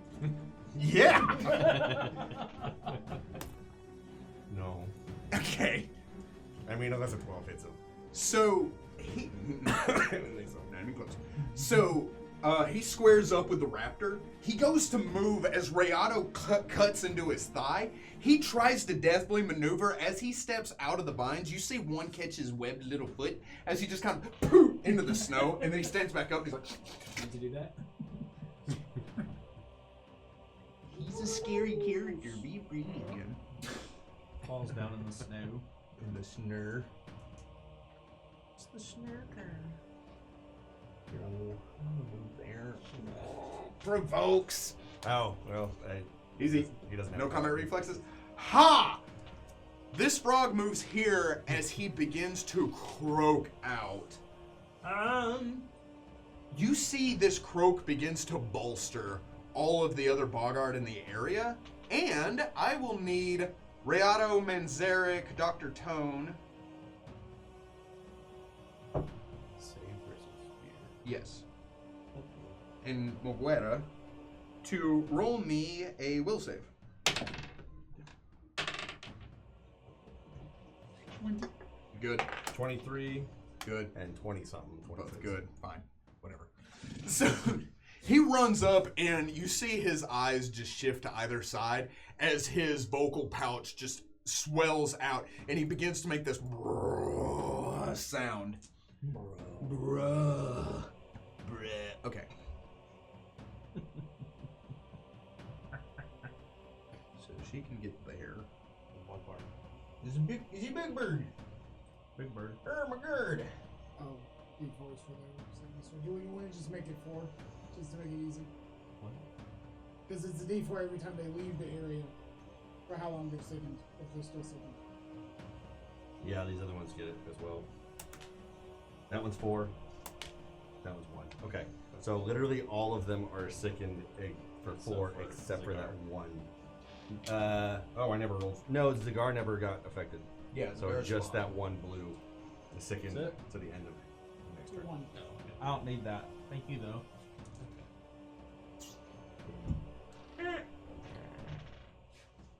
Heavy. Platypus? A plumber, the platypus? Harry the plumber platypus? I don't mean to well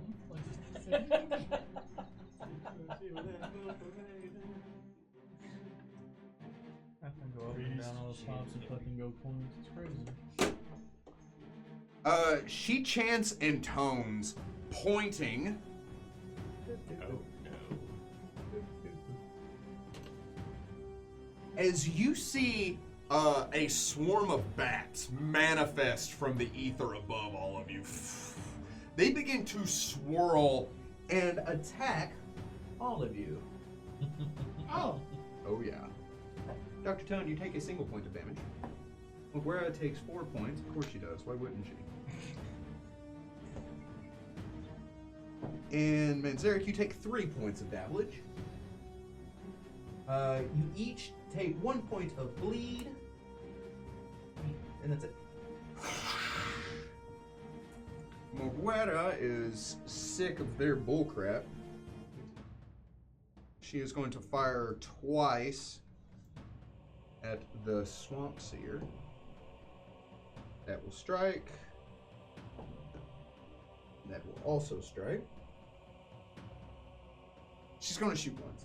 I changed my mind. Yeah. Doing 8 points of damage. reasons? Probably needs to move.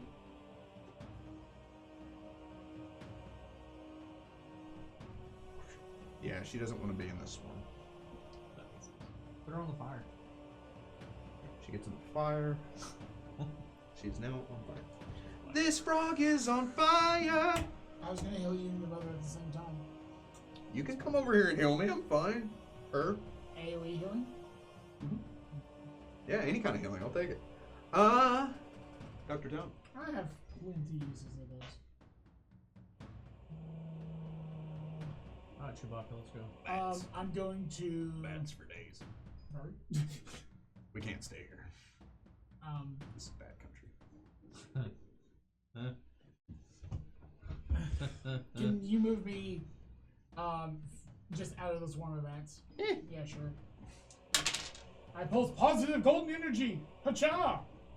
You heard it here first, folks. Oh, sure. For 6. Kachiga. Kachiga. Does that hit? Yes. It hits everyone but. Rayon. No, here's Rayon. He's within 20. He is not. Then move me 5 feet closer so I can hit Rayon. Now I'm within 20. So Yeah. I do have selective channeling, so I don't heal the Grippli. I don't heal the Boggart. The boggart. Sorry. I was like, whoa. You heard it here Naming's the first, racist folks. They didn't hear the Gripplies. The Bard. You can only be have racism thrown at you so many times before you just start running back. I heal all allies for 6, and I yell at Bombard. I was like, it would be really nice to have a giant clawed dinosaur in this fight. I'm working on it! How do I help? You know what it's like trying to get a cow to attack somebody? No. Neither do I. What's a cow? Just a thought I had. How are we speaking? That is utterly useless. Don't talk to me, no move. I go croak, croak, ribbon, croak, croak, ribbon. Very easy. That is my turn. That "Don't talk to me, no moo" was funny, but nobody. Anyway, It was, but I was thinking of my joke. And I was too busy thinking about that. so you step over and you're like, which one of you did that? Thank you. I didn't You touch the raised your hand. table. You cast force or It was something. me, I'm sorry. You step to the side and you're like, Rayado! And Menzeric's like, he's not out of range. And then you step forward and you're like, Rayado! As you channel a burst of golden energy as you all stop your bleeding and go, And stay close together. For the swarms. Menzeric.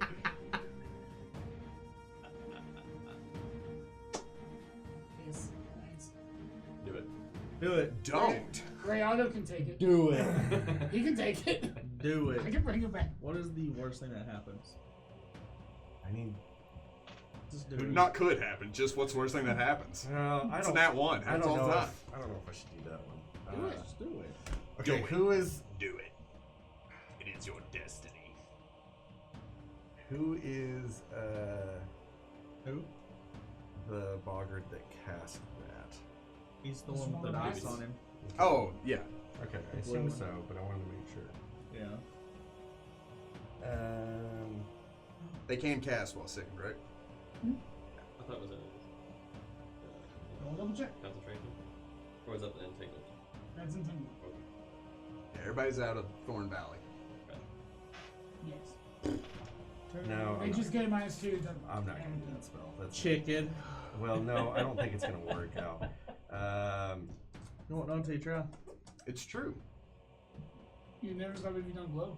I cast. I am going to get out of that. I'm going to move 10 feet away. Towards my mom, yeah. So I'm out of it. So 15 feet. And I cast on myself a spell as if I am drinking black blood. What does that mean? What? Does that do acid damage? Yeah, that's it. What does that do? What does that mean? We'll see. I kind of feel like I need to know. I don't know if you need to know yet because nothing's happening. Spells caustic blood. Oh, yeah, Like, you talked about that. Okay. Does it do acid or cold? You take no other actions? I take no other action. This next turn, I'm going to turn into a big thing. I'm going to go wreck some folks! T-Rex. You heard it here first, folks. Sign over here. Rex him. Just randomly, the audio So just they doesn't take. work. They're sickened for one fewer round. Oh, and then he's going to attack. Trace. Leoto's going to Trace. go Down ham. 3. Reading. The other red one is also at 3. It's fine. It's fine. So Rayato attacks. Nope. Misses. Nope. Probably not 15. No. So misses 14. Golly, what the heck? Pulling Delaney. Six. Nothing over a 10. So Yeah, not a single one over 10. you see Rayado jump to the attack as this Boggart deftly ducks, shifts, and blocks, parrying the dinosaur's advances. Alright, I attack. I don't like you that way. Do you take any actions? No. Yep. All right. Here comes. We got this. Here comes the pain train. Both of these are aimed at Right there. Menzeric. Amen. One's aimed at Menzeric, one's aimed at That Laura. was in the back of my head. Pow, pow. So the one aimed at Menzeric, 19. Nope. No. Okay. The one aimed at Moguera. Yep. Of course it does. Yes. Of course it does. Called it. Doesn't count. Switch that to negatives. Did she go down? Sure. Thanks to you. She's still good. She is good. Oh, he has like trace. So it's Does a 27 hit Rayano? Yup. Yep. dealing 13 points of damage. Uh-oh. Does a 22 hit Rihanna? Yep. No. No? No. So as Rayado is biting at this boggart and he begins to shift and move away from it, he takes his sword, I'm calling it a sword, brings it up and strikes Rayado in the jaw, who suddenly begins to backtrack as he slams the second attack into the snow, kicking up the dust, and begins to walk towards your raptor, who took a heavy hit. Farcroaker's turn.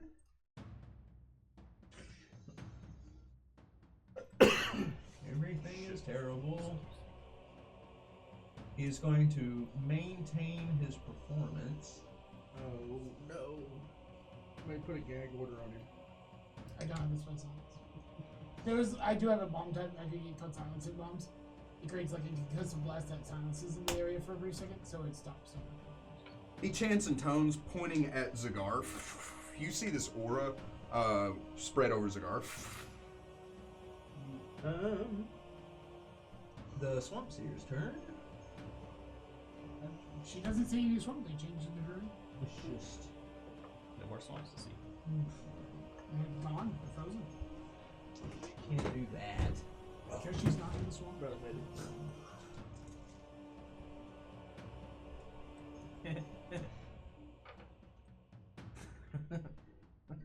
I need a fortitude save from Dr. Tone. Uh-oh. I'm surprisingly good at these. Also, is this a poison effect? No. Matters. Is it a fear effect? 23. With a 23, she points at you, and you see this burst of light right in front of your face as you're like, yeah. It's a lata, not lada. It's very different. Leviosa. I appreciate the attempt. Cannon hand. Hey, what was it that? Never mind, carry on. What? No, it's not important. No, it doesn't matter. These guys are going to move into this square. That's gonna matter. That will matter. Is it? What kind of damage do they do? Bat damage. Is it piercing, slashing, bludgeoning? Crushing. I'll call it piercing. Okay, That's it will matter. diarrhea. Or I'll call it slash. Okay, still matters. 6 points of damage. Plus 1 bleed. Yes. Okay. And 5 points of damage plus 1 bleed to Manzera. Okay, and they take 12, 22, My God. 26, 32 points of corrosive damage from my blood.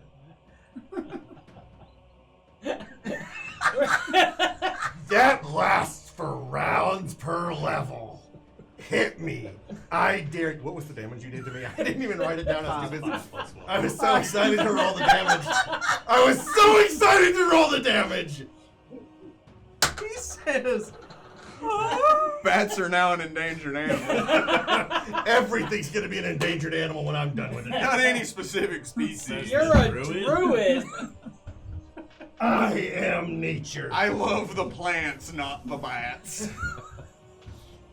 So, the bats begin to swarm. You see them cover Manzarek like the antagonist off We're Back with a bunch of crows.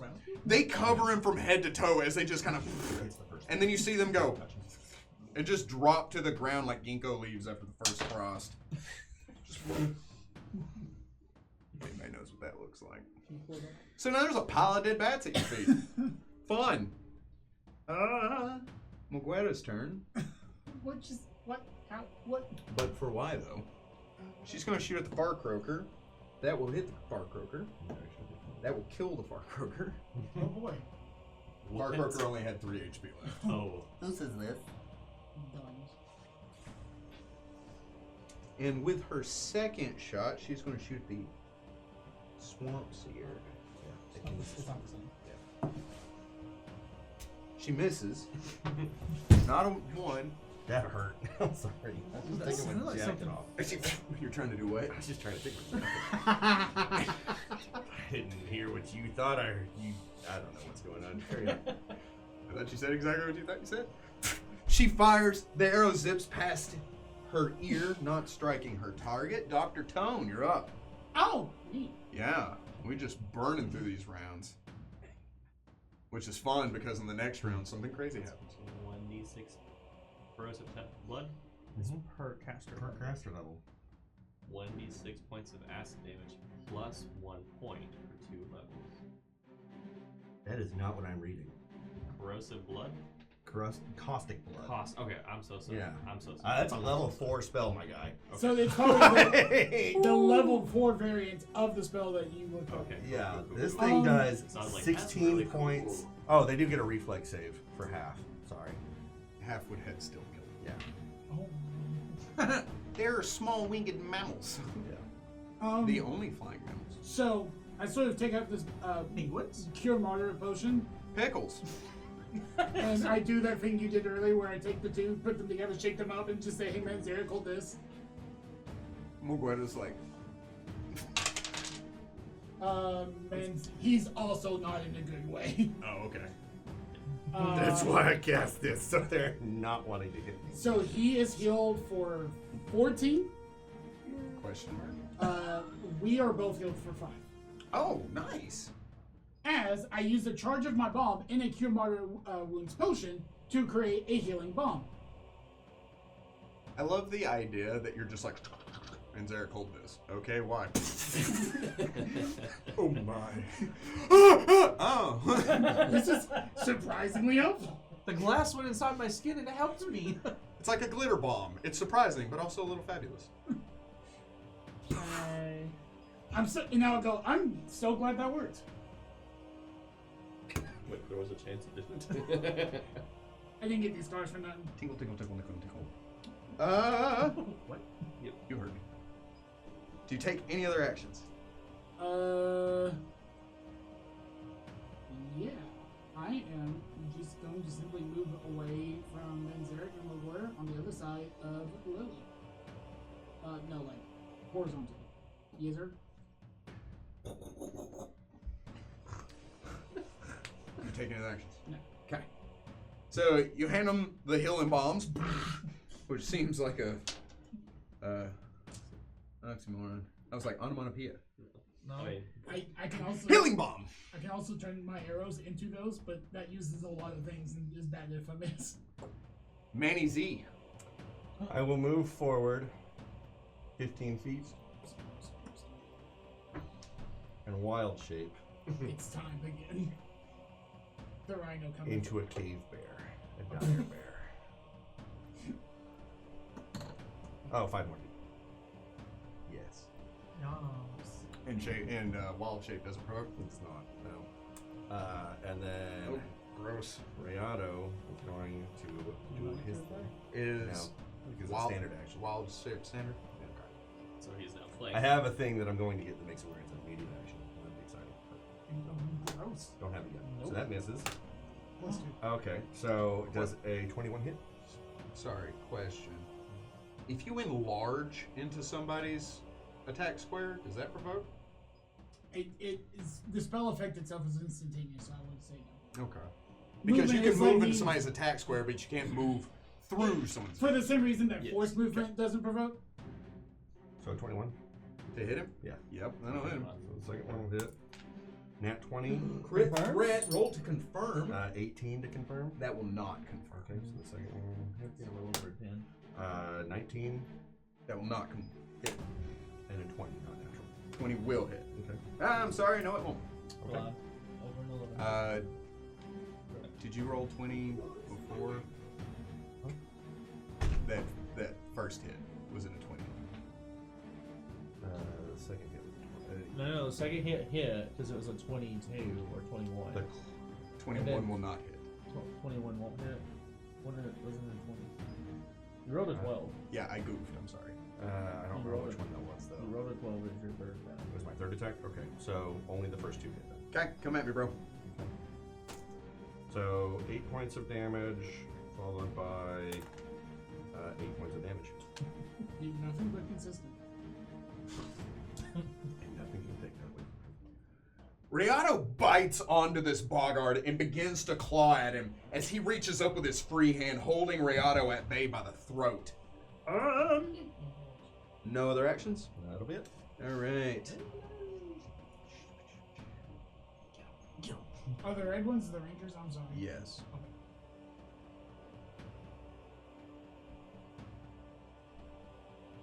You know.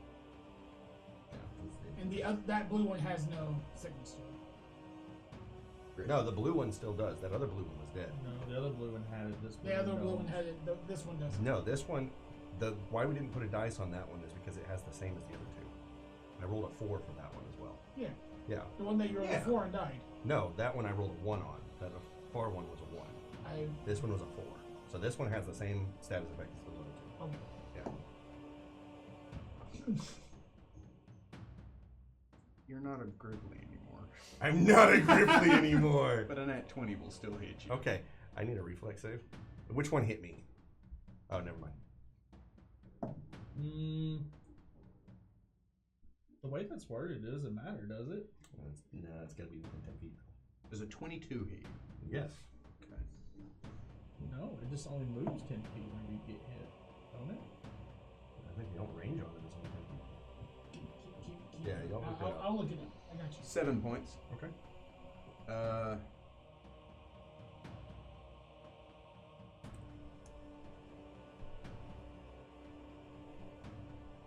I'll see what- Yeah, big scary dire bear. Why not?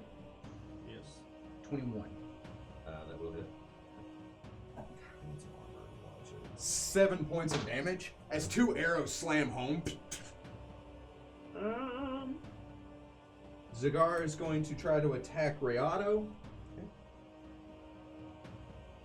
Because that's the only thing just messing him up. Does a 33 Yep. hit? So, you know, it doesn't matter. It goes 10 feet in that direction. Oh. 15 points of damage. Nothing would be within 10 feet though in that direction. Nope. No. Okay, what? 15 points of damage. Okay. That could matter for later. 20. That does not hit. Okay. Holding Rayado by the throat, you see him crack down against Rayado, who screams out in pain. And as he goes to hit again, Rayado pushes away from him as he just swipes into the nothingness. The Far Croaker is very dead.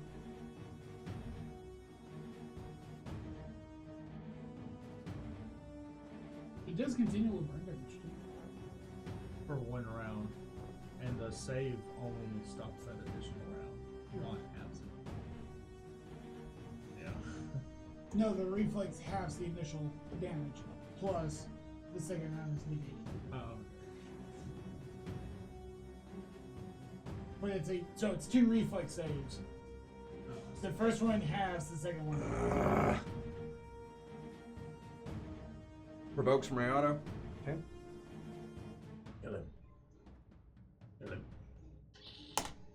As a 23 hit Yes. 23 will strike. with 7 points of damage.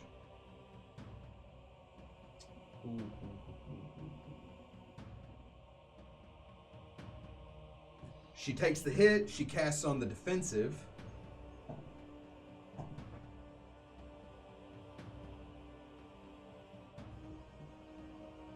Is the range of your bear 10 feet? Is the range of your bear 10 feet? Yeah. Okay. Well, you already cast on the defensive, right? Does it not for both? No, it's just one. Great.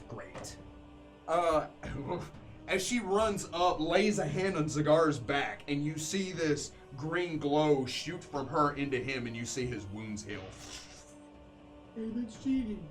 Yeah, only we are allowed to do that. Moguera Hey! is going to continue her assault On the caster. on the caster, Oh, dealing 9 points of damage. Die. That won't hit. She is not doing well with those second hits. Sounds like she needs a hand.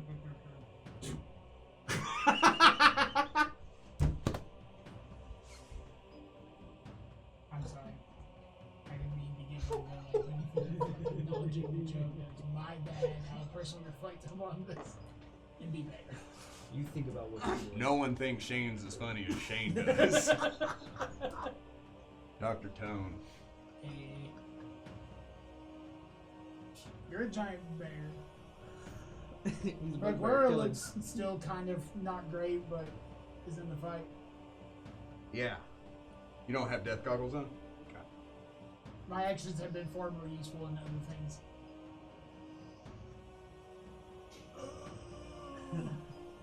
I don't have Smashy Guy here to prevent stuff from being alive. Kind of. Having a giant meat shield in the way kind of helps me not have to heal as many people. What I'm going to do is I'm going to take up bomb number 3. I'm going to point at the spellcaster and be like, I really hope your touch save is low. It ain't that low. It's in that one.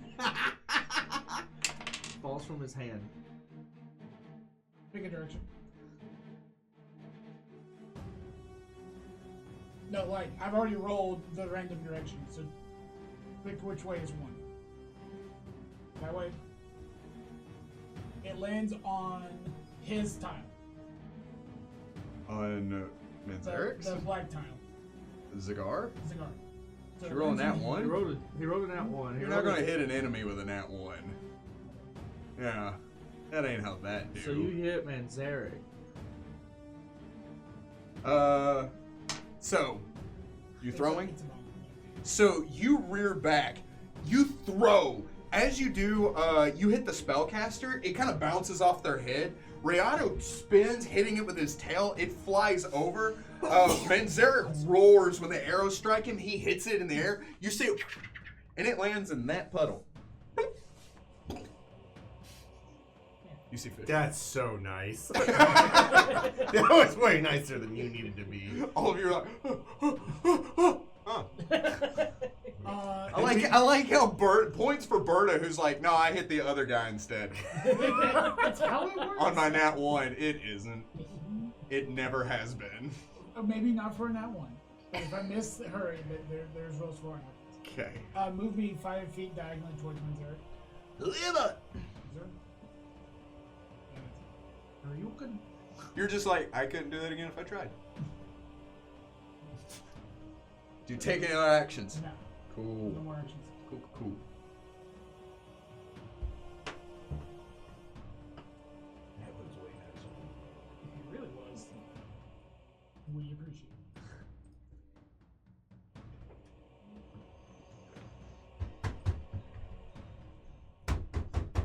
Berta almost killed Manzarek. Oh shoot! Yeah, I know. Yeah, you know, Is it very snowy? You know who still has school Wildly tomorrow? Is it sticking to the roads? But not really. Manzarek, top of the round. Okay. 3 attacks going to Cigar. 14. No. 18. No. So everything misses. Okay. Rayado is going to full round retreat. Okay. Provoking from her right here. On a full round retreat?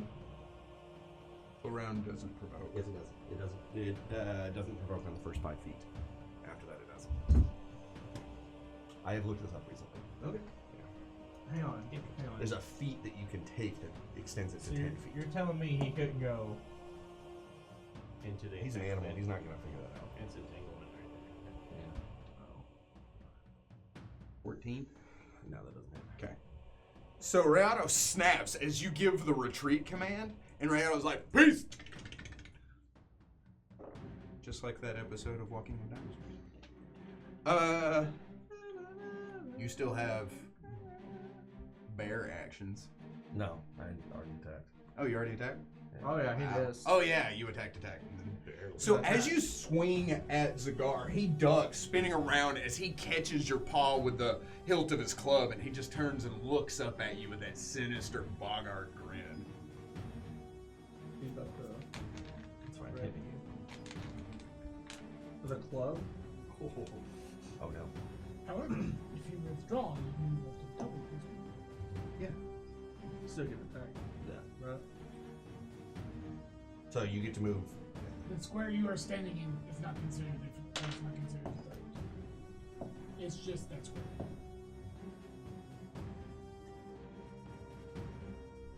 I found a feat that allows you to do 10 feet. So as you're staring off with Zagar, the ground.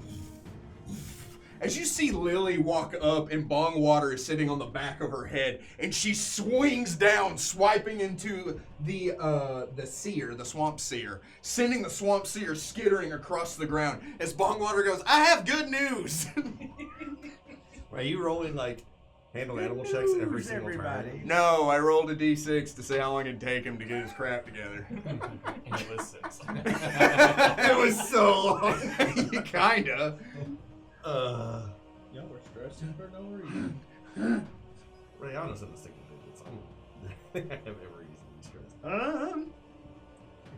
can't really effectively heal that far out of range. It's fine. I'd rather just be out of Yep. Did you attack and hit her? Can I also go into the box? No, but Max's mom's about to die. No. So lazy.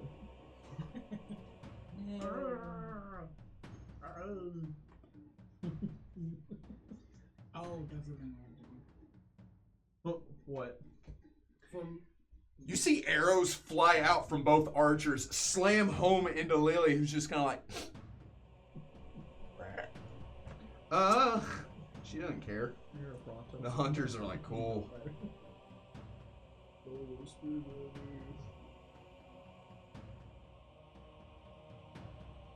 What's the level of the spell? Level 4. I'm going to say DC 14 for him to notice what it did to those bats. Okay. So he's going to roll perception. Do you want the DC for what it actually is?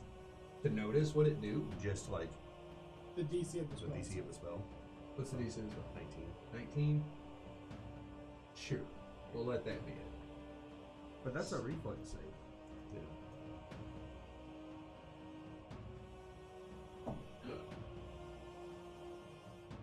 And then 18, he doesn't notice what it did to those bats, and he's going to try to hit you. Okay.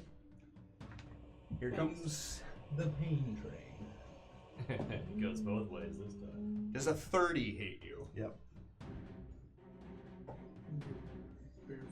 17 points of damage. Okay. He gets a reflex, Yep. Wait, hang on. What kind of weapon's he attacking with? a slashing weapon. I thought you said a club. It's a club with single shots on it. Yep. Yeah, I didn't know. We're not changing what it does. 17.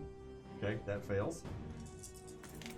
And blood Yes, to spews make a out of me. second one. I want to see it Or from this side. takes 19 points of damage. And then he needs a second save. No. Second reflex? Yeah. What are some of the reflexes? 24? Yeah, that saves. Okay. So what's that one for?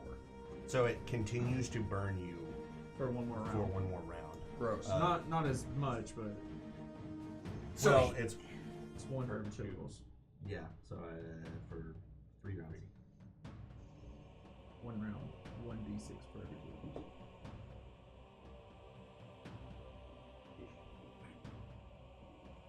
Oh yeah, 1 round, 3d6. Yeah. Okay. Cool. He slices. I knew that. He slices up into you as you spew the caustic blood all over him. He screams out, looking at his skin as it starts to sizzle and burn. You see rage fill his eyes as he looks over the battlefield, unable to really get to anyone else except the Dino Kairos. And he's just kind of like, in for penny and for pound, as he swings at you again. Okay. 21. Does it do it? Anytime you take damage, yeah. So that will not hit. Okay. Oh yes, it will. It will because I'm wild shaped. But I'll take the damage. 15 points of damage. I am unconscious. However,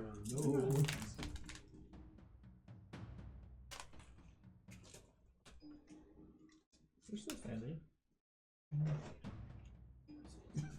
Better than he 28. ever did. How much? 28 points of damage. I just need a second reflex. Oh, did he do his first reflex? Yes. Okay, cool. Second reflex. Sorry, I'm 8. 8. Just 8. Yeah. So, he does. So next turn, he will continue to burn. Great. That's my favorite thing. Are you unconscious? He's at I'm 0. at 0. Okay.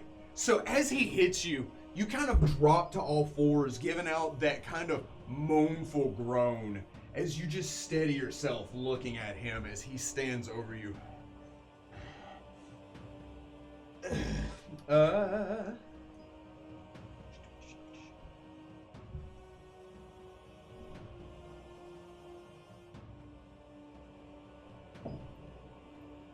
Bill shot from the range. Will not hit.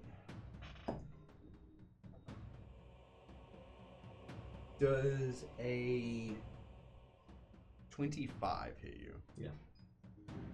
From which one? Oh gosh, he's within 10 feet. This won't hit me. Dealing 6 points of damage. Okay. I need a reflex. Do you unwild check when you go down? I don't know. I'll check into that. Never expected to go down. Oh, I definitely did. 9. Oh, he's super dead.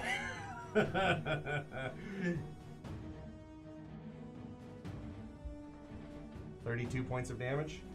And I need another reflex save. Never mind. As he fires an arrow at you, it hits you, drop. He goes, ha! Like Dracula dead and loving it. Just. I'm melting! Oh, God, what a world! What a world! Like a mogwai that saw the sun. Nobody touched him, and yet he dies. This is fun. This is fun. And Zarek. Yeah, you will. Yeah. I do think he would unshake because it says the ability functions as the V-shaped one spell, and the moment you go down from the spell, Okay. the spell fizzles. I fail. How do you fail? Yeah. You don't have rebuke then? I do. Because it's 10 plus the damage you're below or up. And what do you add to it? Plus your Constitution modifier. So I just took 1 point of damage. I got a 9. DC was 10. I got a 9. I saw you roll a 12. Yeah. It's 10. So I rolled a 12, minus 7, minus 6. So it's 6 plus 3. Brought it to 9. Oh. Yeah, that's more than 8. Or just 10 plus the 6 damage you needed to pass, and then Yeah. I mean, that's technically how it is, but yeah. 15 versus the 16. It's like 9. I need to roll a 14 or higher. Let's stay plus.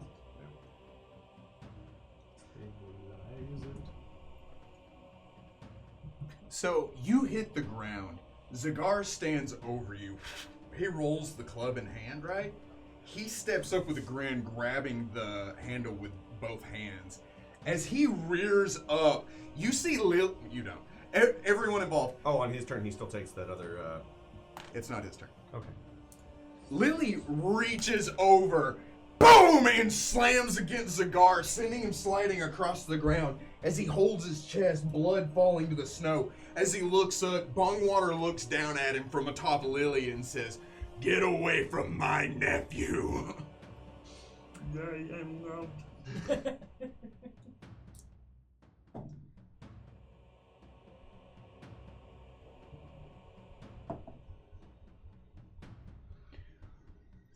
An arrow flies up and slams home into Bongwater, who slides across Lily's neck, barely hanging on with a climb check.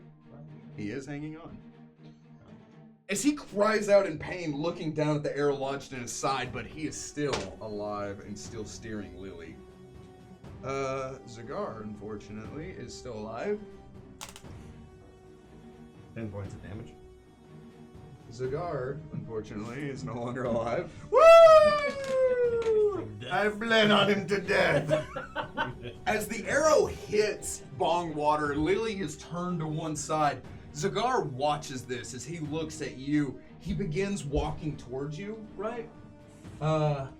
He says, "Nah, I will end this bloodline." As he holds up the sword, his flesh begins falling from the bone as his skeleton and very few patches of flesh and sinew are all that holds him together, as he is just, his bones are fused by the caustic blood, and there he stands, a morbid statue in his last dying moments, trying to kill you. Just Eat it. Eat it. Nice. The last ranger sees this happen. Run. He drops his bow. And just like that, It triggers a response from Rayada where you must hunt. I'm just kidding. Oh, that guy's dead. and just like that, we're out of combat. We're going to take a short break.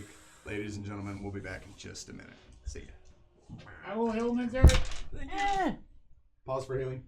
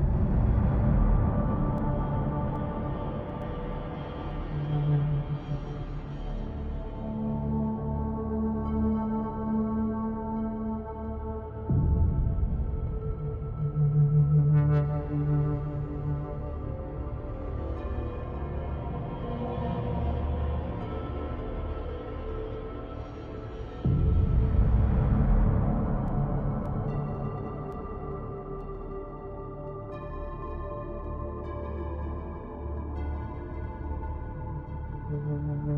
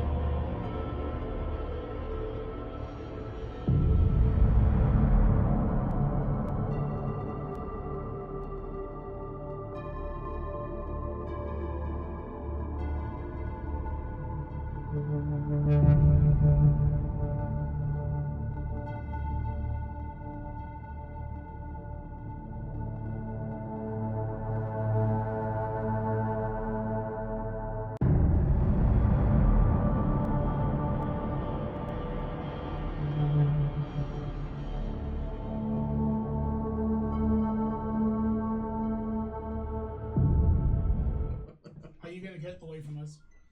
Yes. Okay, I'm gonna go be in the sun. I'm glad that was. Harley, that box is right in the shot. I'm glad that's what we started out. We have started way worse. I don't know. Welcome back, Avengers. Yay, pissing in the snow. This episode brought to you by lemon flavored snow. That ain't lemon flavored snow. Don't worry, it's lemon. Ooh, a kitty. That ain't a kitty. That's their catchphrase. Oh no. Welcome back, adventurers. Please don't mind the players.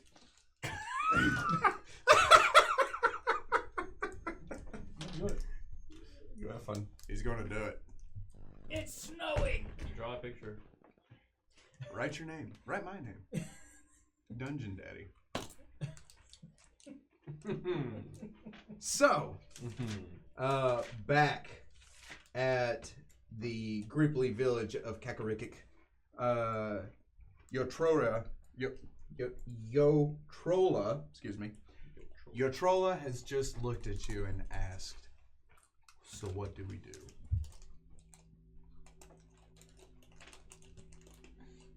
And we just look at each other like, She bathes for all of you just then. well, my initial gut reaction is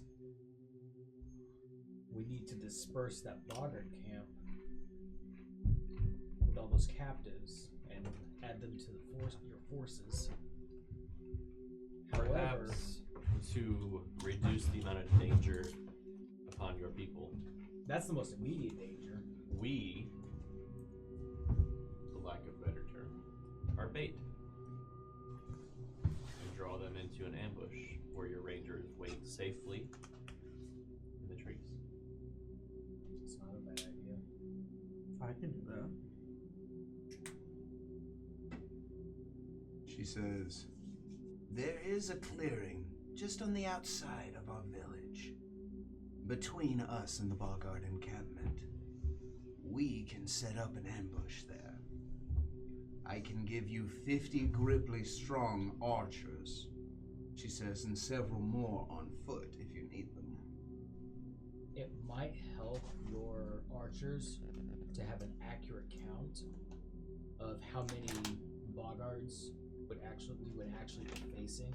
Because right now we just have a very rough estimate. Do you like roughly guess how many? 58 and a half. How many At least. boggards there were? I don't remember what it was that he saw. It was there. I'm talking to the DM. It was over 50. It was over 50. Yeah. Okay. You didn't say no. But if we can guide them in there, clear out that camp, that would give us more breathing room to wait for Manzarek to get back. Does the squad of 50, does that leave you completely unguarded here? She says, it would be bare bones. This is why we need more. I'm sorry, Greenspeaker. We need all the Grippli to work together.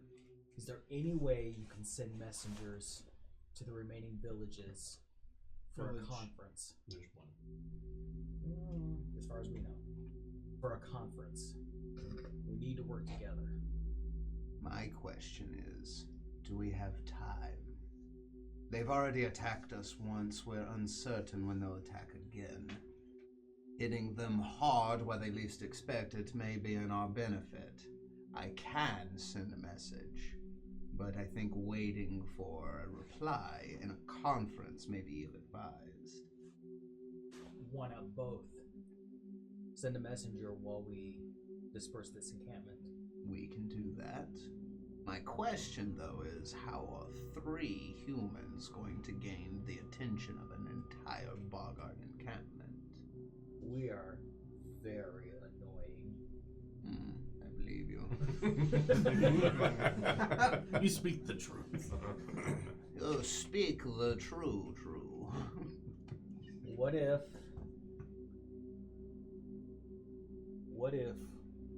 we ambush one of their patrols? I was thinking more of a direct approach. Well, if we ambush one of the patrols, leave one to go back and tell the rest of the group about it. I think that gives them too much time. It would definitely get their attention. So would fire. Great minds think alike. Can we We guarantee the smoke 'em safety out. of the Grippli within? Yeah, I know where they're at. Okay. Oh, that's good. We can get their attention. We'll draw them into the clearing. Your archers will make quick work of them. That will buy us time to meet with the other village. They're not like super fast, are they? The Boggart?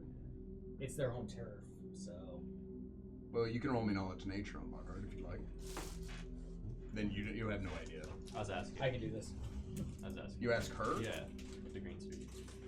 She says, their large size gives them the ability to move as fast as any other medium-sized creature.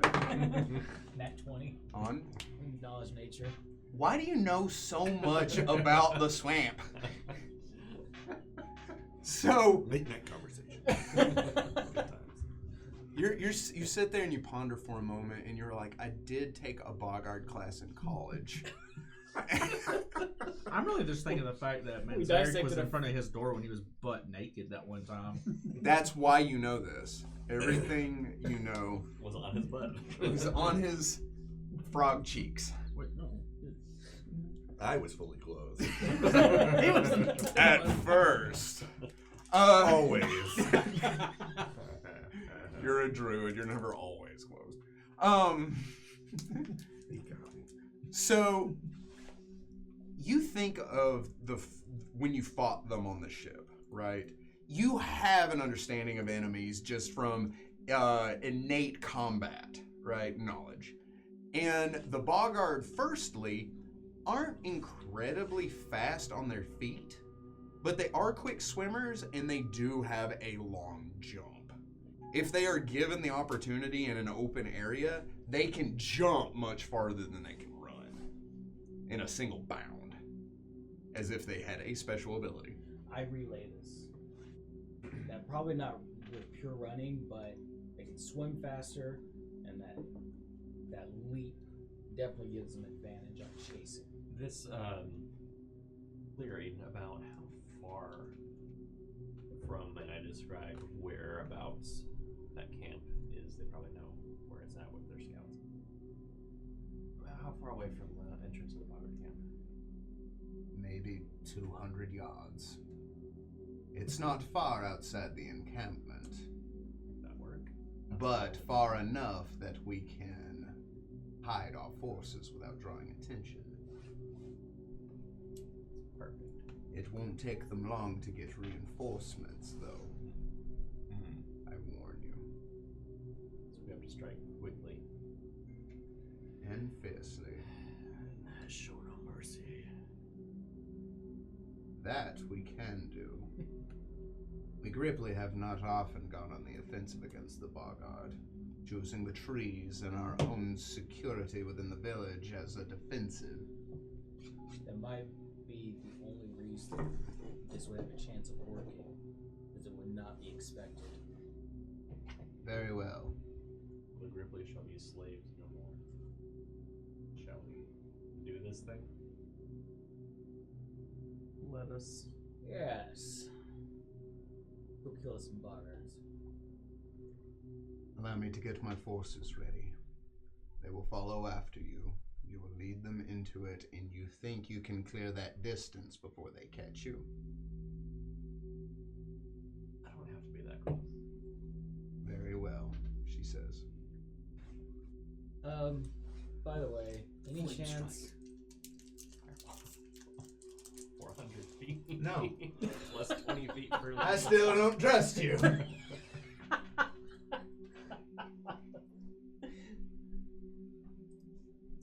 They attack. Don't describe it. You need those. Murder. And we get our things back. Oh yeah, you get all the things back. Bogard encampment. So to clarify, this is the direction he came from. Mm-hmm. We're not coming from this direction, right? We're coming from the other You're one. still coming from that direction. Oh, okay. Because the Bogard encampment was between you and the village, and he said he went to the far side and came in. So while everything's going on, I come up next to Perry. I kind of lean over and says, "What do you have in mind to get their attention?" So there's this really cool spell I've been practicing.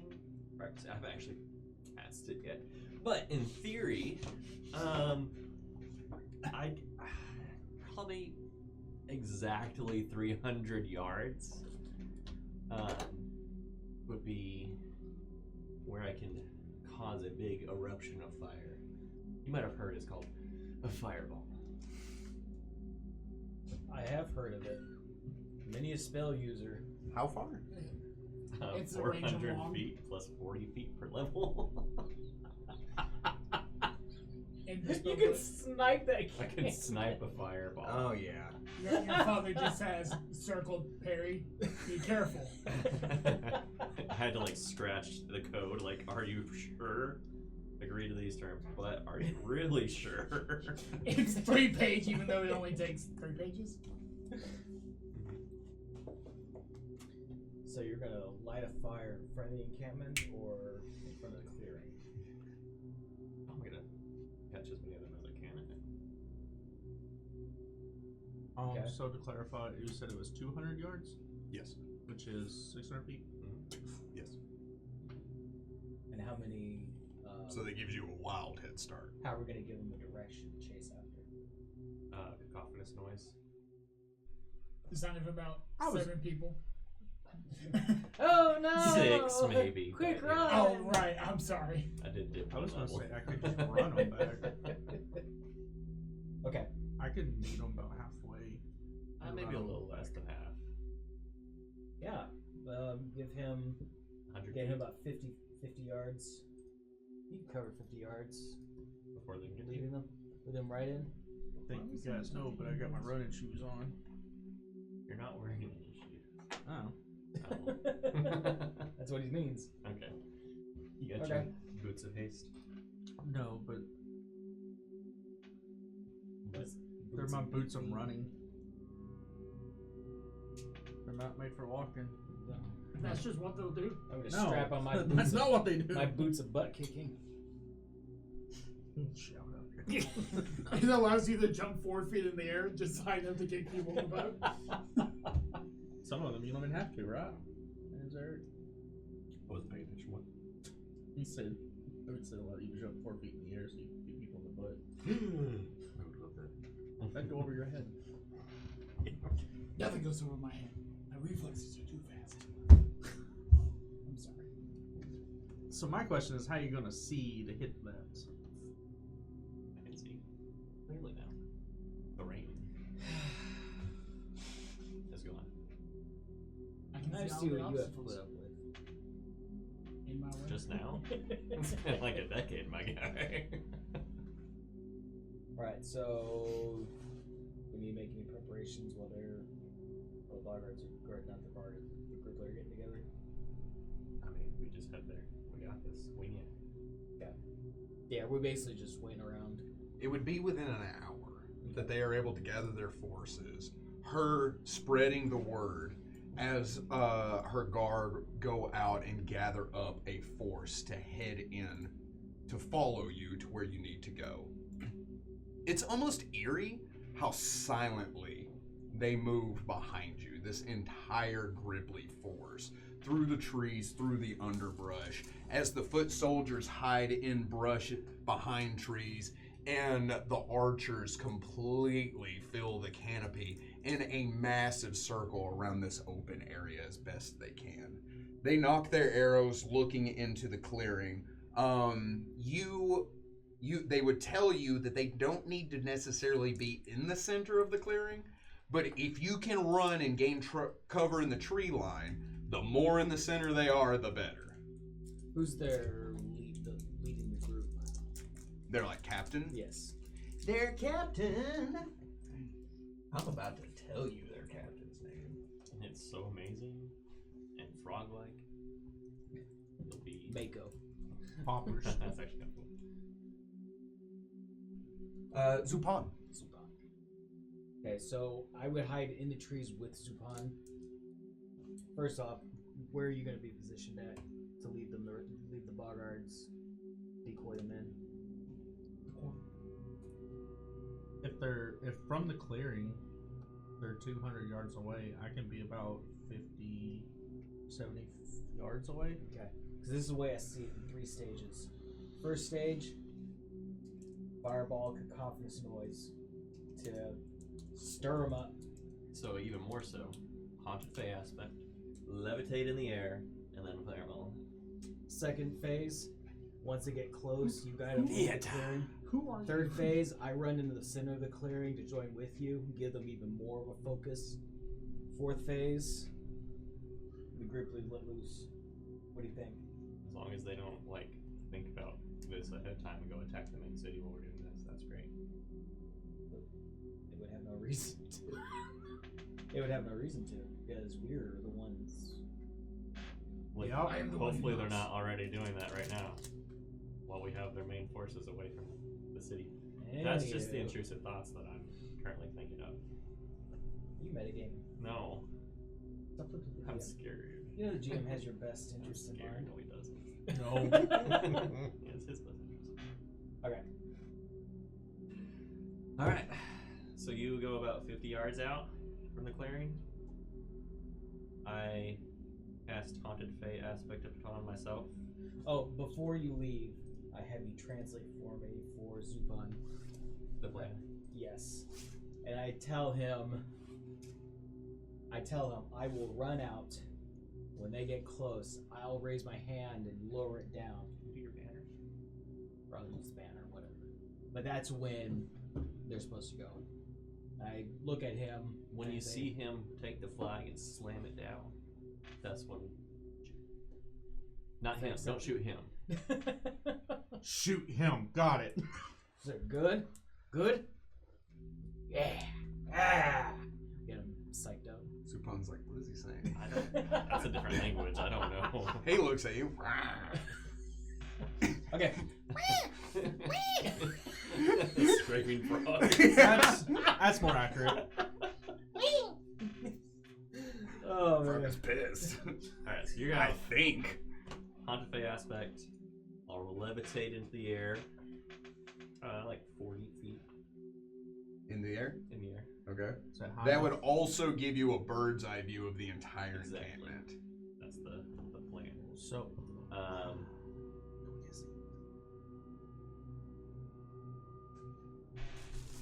What would be a good boggart insult? Frick, I don't know. I don't even speak the language. Neither do you. I don't. What did you say? don't think I don't use, either. You could ask Supan. Zupon, what's a good boggart insult? I don't speak Barter. All right. Your best interest. Cool. So in Ghost Sound, I He does scream- give you a term that the Grippli call the Bogard. And it is. Boltark. Okay. So using Ghost Sound to amplify my voice. The Boltark. Arc. Boltark. Boltark! Over here! And I cast Fireball at one of the things. Can I see the main tent from where I'm at? And is it in range? you should shoot it. Oh yeah, this main tent is very in range. It is closer to you than anything. Then I, right there. Wonderful. Yeah. And it does the damage. And will catch anything on fire. Let me get my magic dice here. I feel like this is going to be a race of the forest burning down. We've done this in Don't Starve. Yeah. Intentional. Yeah, I was like, if I set this tree on fire, it'll take care of these spiders. And every Jacob, thing- plug up. Jacob, I need your help. Alright, so that is 23 points of exploding fire damage in 20-foot radius. Centered on that. Do you have your radii? Radial? Oh, I can see where it goes. Alright, cool, Yeah. cool. So you rise into the air. Your visage shifts and changes into this haunting form. Oh, it's got protective force, though. Does it?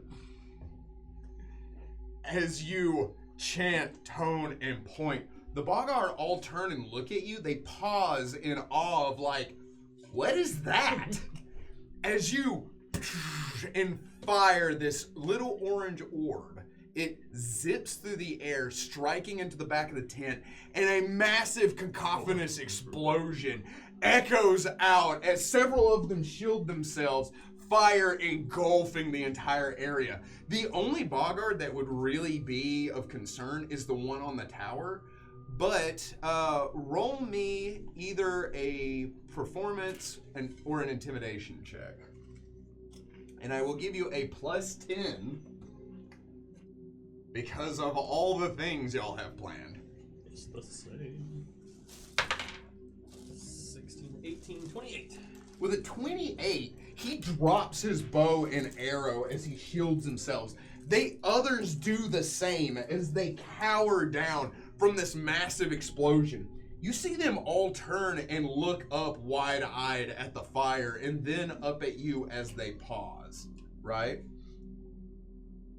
You stay levitated in the air. Do you do anything in this moment where they're like, whoa, whoa, I whoa? laugh maniacally. You see from the group, from this cluster of terrified and confused Bogard, one Bogard makes her way through all of this. She has a headdress that is a series of leather straps tied to bones. So it drops down about her shoulders and back. And she carries with her a staff with a Grippli skull on the top of it, lashed down. As she steps forward looking at everything, she begins screaming in Bogard. The rest of them look to her, kind of confused in this moment, and you can tell they are about to get their crap together. You have 1 round to either stay up there and continue doing your jam, do something else, or whatever you want.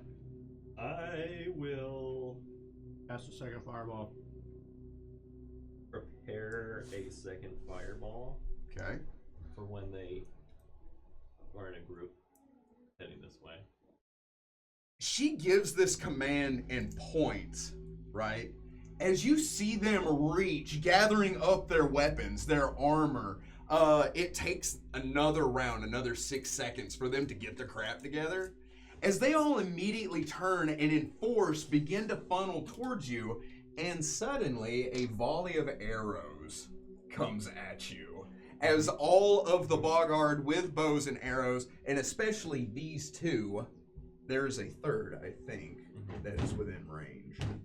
Where are you at, you beautiful Bogard bitch? There he is. Okay. Okay. Big booty bugger. Bopping bongos and banging Bogards. That's the next episode.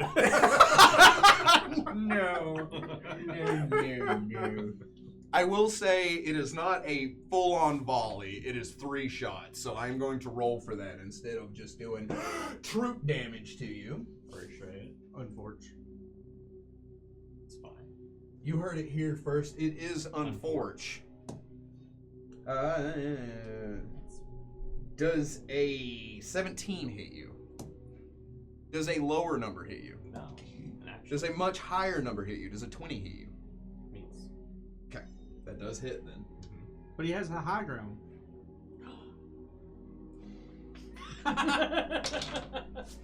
As you are up there, your hair flowing out, your robes naturally shifting in the wind in this unnatural way, as arrows, and you see one coming right towards you, as you're like, that ain't gonna hit, that ain't gonna hit, whoa! And it just like shoots past you, and you're like, that would've hit, that would've hit, that would've hit. Oh, well, I have a +2 against range. I forgot about that. That's cute. Because of the wind thing.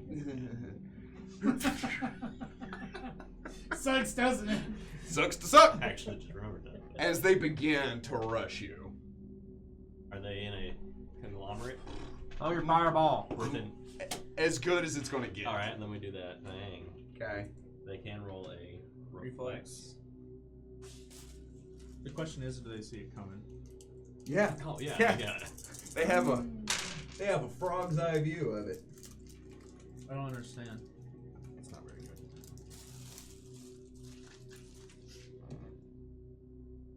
It's a 9, say. No. That'd be No. 18 points of fire damage. As you shoot another orb, it slams into the center of them, exploding out. You see several of them flying off their feet, some of them throwing their hands up. As it washes over, she continues to croak out orders as it doesn't slow them down. And I. They just tank it and keep coming. I fall, and then I head toward tree line. They begin to chase after you. Are you like hiding in the brush? Oh God, no. Okay. You're just standing at the mouth of the opening, and you're just like, where in the opening are you? I'm 50 yards from the opening. Okay, so you're not in the clearing. All right, and where'd you say you were? I'm hiding with Zuban Okay, because I'm gonna run out as soon as he gets into the clearing. all right. In a full round, how far can you run? Not difficult terrain? Not difficult terrain, but if you're avoiding difficult terrain, then it's not going to be in a straight line. 50. 50 feet? Let's see. Swamp Stride. 25. I move that normally almost. One of the reasons I didn't volunteer to do it running. That's why I'm not out there where he is. That's why I am. So as you take off running, right, you're like, this is a great idea. They have Swamp Stride, which means they can travel in more of a straight line than you can without difficult terrain. They also have the Leap ability, allowing them to cover great distances in that time. You begin to realize, oh, I didn't have as good of a head start as I thought I would. You still think you might make it, but it is much closer than you anticipated. Can you just fart your way through? Turn to Nylon cat. As you begin running and you see Ragnar standing just... You might want to run. There's a lot of them. Oh, I will. Okay, that's it. You say that in passing? Yeah. You see the horde rushing towards you. Then I start to run. With Then I him? start to run. Yeah, but my movement speed, if I'm dodging terrain's 80. 80? You good. He You picks good. me up. Like, all right, let's go, Lily. If I have to, I will. If you pass me, then please do. Oh, I would. If I was to pass Perry, I would pick them up and bring them along with. That's hilarious. How much would that slow you down? None. You weigh like a wet noodle. At least 3. 3 wet noodles? That's a lot of water getting blown at you then. So 45 pounds. You're like 2 Manzareks. 1.5 man. 1.5 ain't much. Or we play Actually, Patty. go check. Yeah, 1.5 man turn. So we were talking one day in class, and a student just looked at us and was like, "Yeah, that it weighs about like 1 newborn baby's worth." And I'm like, "Who measures in that?" And they're like, "Yeah, that's about like 5 pots of pasta." I was like, "How do you know that conversion?" Americans will do anything to keep from measuring. I do remember us talking about this AC unit, and it told how quiet it was, and I was like, I don't know how to quantify that. And you're like, it's 60 times quieter than a whistle blowing. And I was like, what? That doesn't help me. Blow a whistle. Half it by 60th. Half it by 60. Half it by 60th. It's like comparing toilets. This one flushes 9. My mathematics billiards every balls, but mathematics this I one- ever learned just hopped out of my head. Did Yeah, you but understand what I meant? I also know No. what Did you word understood was what like. he meant? Did you understood what you meant? Yeah. I've seen 550 gallons of water a minute flow through a fire hydrant. That's scary amounts of water.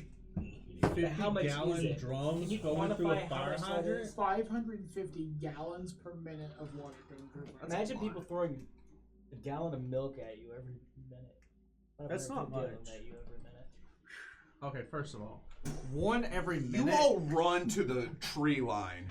As you do, you slide to a stop as you see the Boggard army begin to run through here. They are clearing through the difficult terrain, moving past the trees, and leaping and bounding towards you. As you all kind of come to a stop looking at them, you all kind of take a moment to be like, okay, now, anytime you're ready, right now would be cool. I come barreling out of the tree line with the staff in the air. You know, come to a stop next to Perry, and as soon as they get within, say, 40 feet, Are you gonna leave me that close? yes, I slam on the ground. Hold on, what's bow shot? Like 200, 400. 50 feet. Wow. 200 feet. No. Take it or leave it. I mean, yeah, I got If people stop and aim their arrows at us, I'll slam it on the ground. But if they're just rushing us, I'll wait until they get within 50 feet. Yeah, you don't want to be too far back. I mean, kind of. All right. This is blowing. I'm cold and I have a jacket on. This is blowing directly on my back.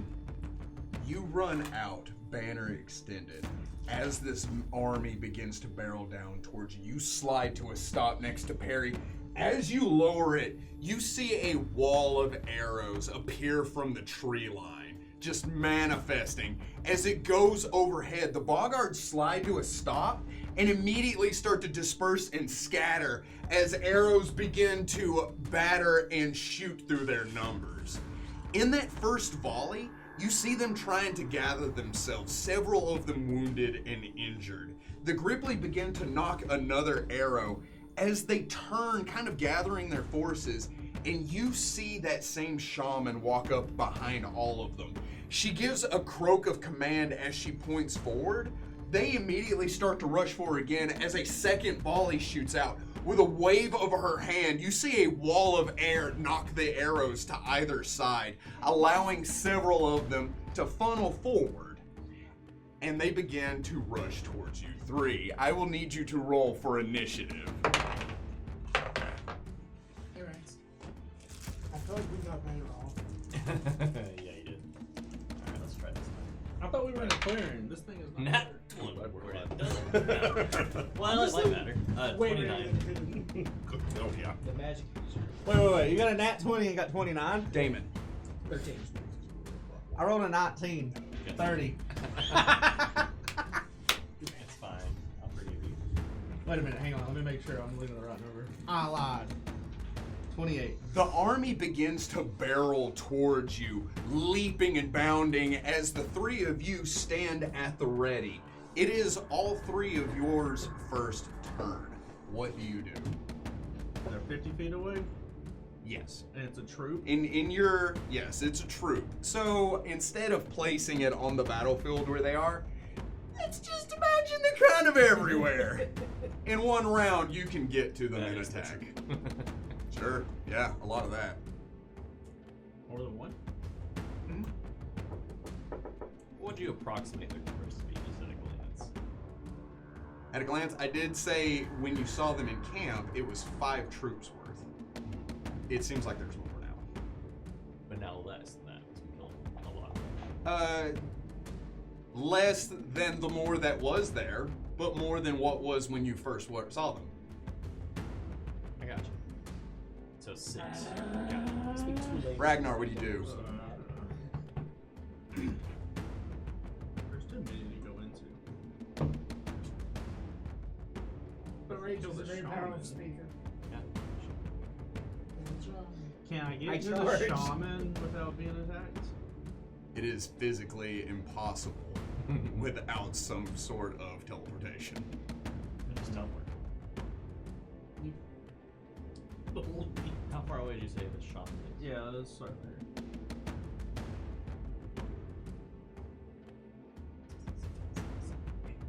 Well over 300 feet.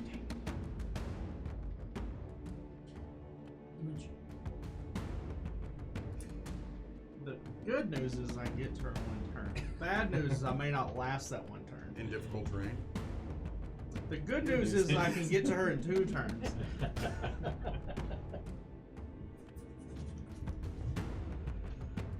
I will also say that when you rush into that area, into combat in a troop, your line of sight is limited to 20 feet, and your perception check is down by 10. Doesn't seem like there's So hundreds even of- if you ran into that trying to find her, But it seems like there's hundreds of them. little over 100, it would seem. Yeah, it's not. We got I think this is. do it in. Or multi-reaction. What does your rage do? What is rage? Oh, Ragnar you says know what this- he would say. Ragnar says this is not enough.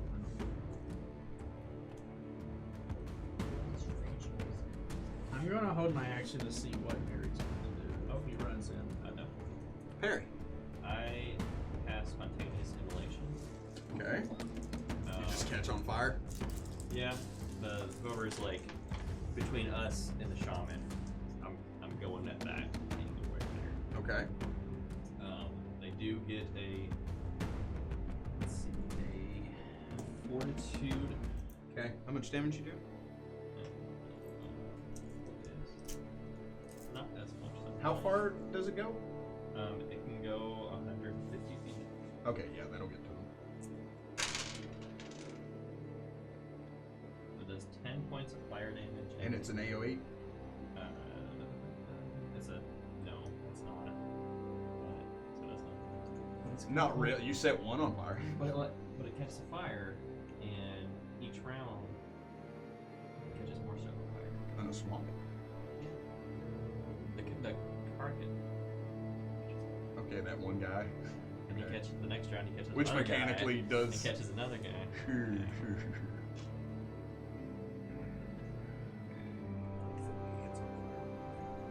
Yeah, exactly.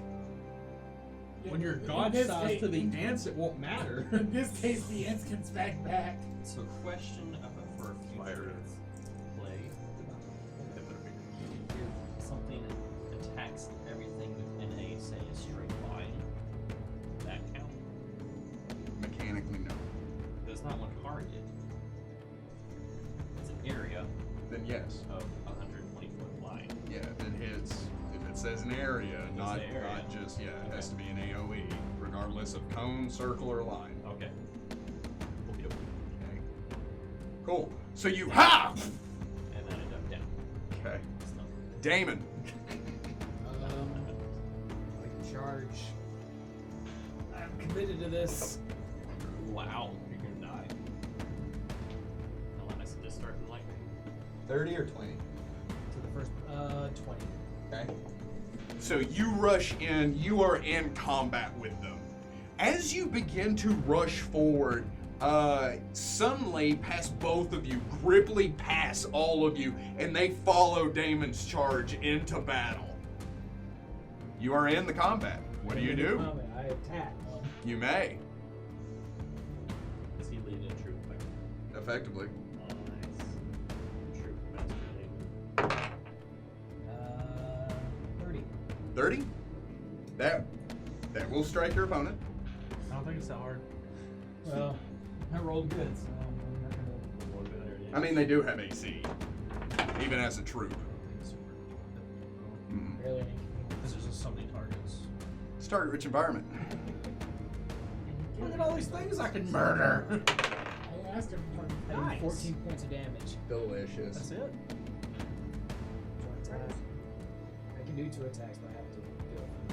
Rushing in, you hit a boggart with your shield, sending him over. You elbow one in the face as you slit one in half. One swings down at you with his club, and you knock it away as suddenly Grippli run to your side, following your charge, and the waves of toad-like creatures and frog-like creatures clash. The boggart outnumber the Grippli on the ground, but not the Grippli in total, as arrows continue to shoot down at the boggart on the ground. That wall of air keeps it dispersed from shooting too far forward, but is unable to help the front line as they crash into each other. Damon.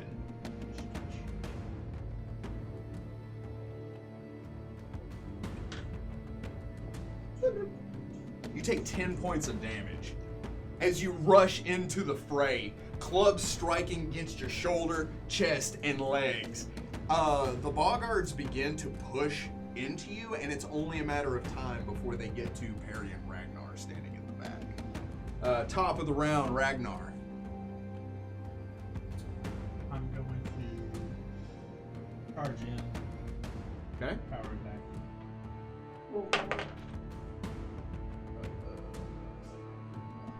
18. 18 will strike your opponent.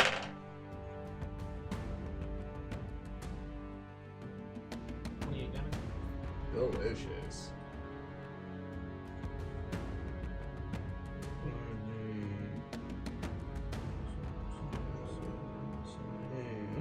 Okay. Brandishing your axe, you rush in, sliding to a stop, you swing, and just like a farmer cutting down a swath of wheat with a sickle, you just cut into this front line, knocking several back and sending a pulse of negative energy out as you. Perry. So they're like close to me. Oh yeah. Like I'm in danger. Next round. All right. Not this round. So I'll take a 5-foot step forward and then shoot a line of electricity 120 feet straight ahead. Holy Great. crap! And it will hit every area hard. They get reflex, yeah. They do get a reflex. And because they're not wearing metal, they don't take that negative. But they are impressed. I don't think that's anything.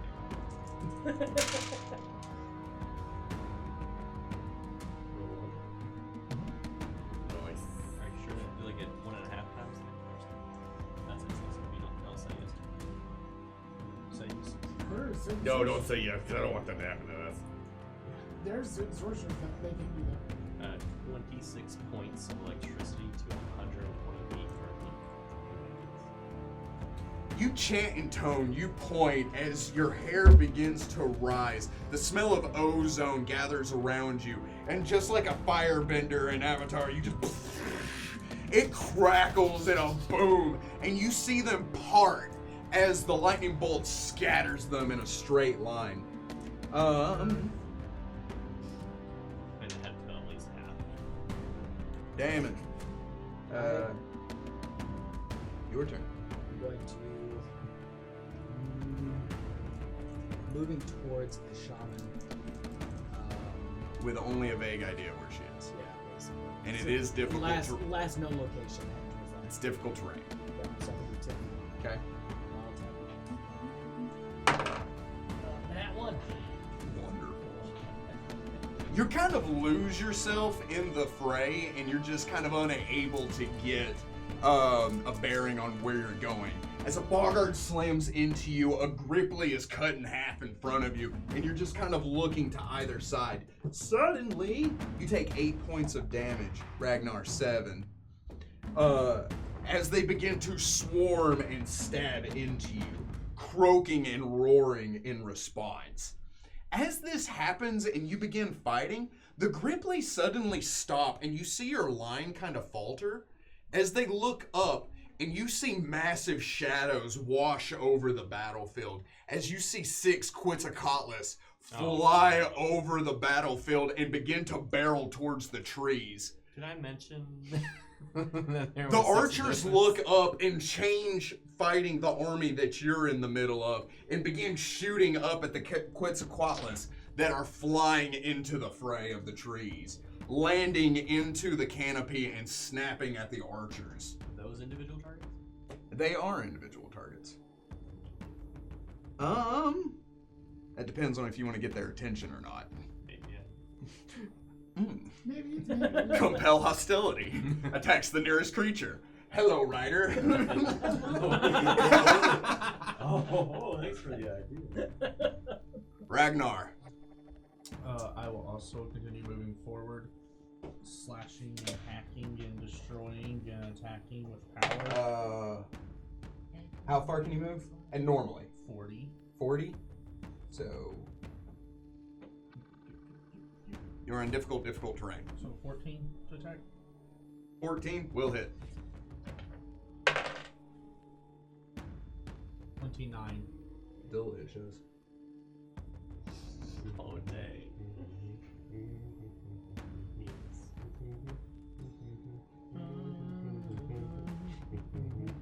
You rush up, swinging into them as you begin to wade into the muck and marsh. They're jumping and moving freely through it. One of them tries to jump away from you, and you grab him by his leg, pulling him down, and you just cleave him in half. Another one jumps on your back as you grab him and throw him on top of the other one and do the same thing. They begin trying to, like, dogpile you as you see Ragnar just moving forward, like, ah, and they're just hanging off of him. Blood, viscera, and frog guts everywhere. Golly, just Like Lord of the a Rings. nonsense. Oh my gosh! Like 3 guys hold on to. Was it Tormund? Is that his name on Game of Thrones? Yeah. Redhead? Where he's got the arrows in him and he's just fighting. That's kind of what you're doing. Perry, I'm scared. Arrows in it? Barbarians are safe. you have frogs on you. Not the frogs. Barbarians, is that what you said? Return the frogs. Army of Bob. Treated as barbarians. Oh, that's scary. How far away are the Quetzalcoatlus? Frog walker. They're in the tree line, probably 80 feet from you. Fireball, fireball. I would like the Grippli to get refocused on the main priority here. So I'm going to try to set one on fire. One of the Quetzalcoatlus? Okay. It needs a Oh, fortitude Fortitude at first. Ow! I tried.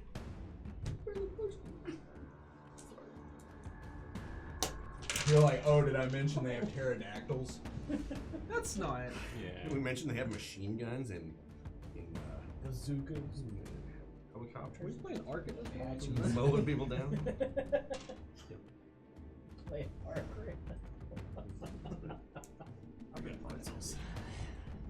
That's what I keep thinking. Those things are big and slow. Alright, you want a what from it? First a Fortitude.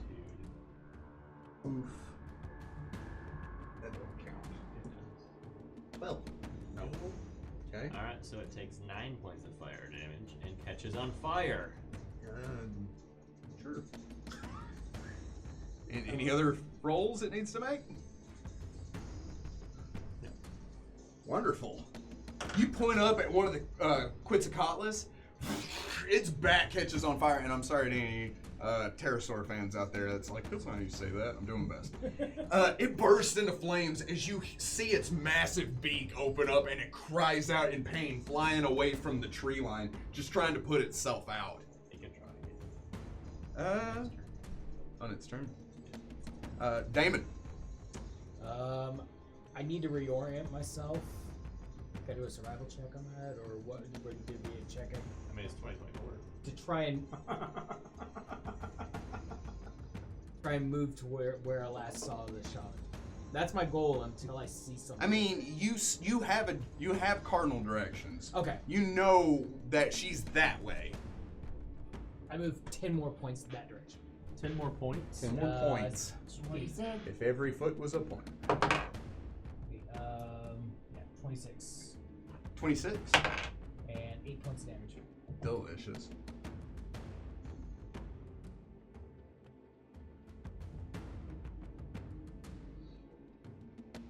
That ain't right. No, if it kills him, it's right. Okay, there we go. As you begin waiting forward, slamming a boggart with your shield, sending it flipping backwards, stabbing another through the chest, one of them swings its club at you. You cleave it clean from his hand as the tip of your blade cuts into his vocal sac. He holds it as he begins to bleed out, dropping to his knees and hitting the ground. Damon, you take 8 more points of damage. Ragnar, you take 2. Suddenly the line is overcome, and Perry takes 6 points of damage. As one of the boggards rushes up to you and hits you, now that you are inside the troop, you will need to make concentration checks for your spells. Or die. Just levitate up. So they can be shot down? Do it. Do it. Ragnar. 21 feet forward. What? Moving forward. Oh, okay. Is that what you said? Ooh! Almost critted. I rolled an 18.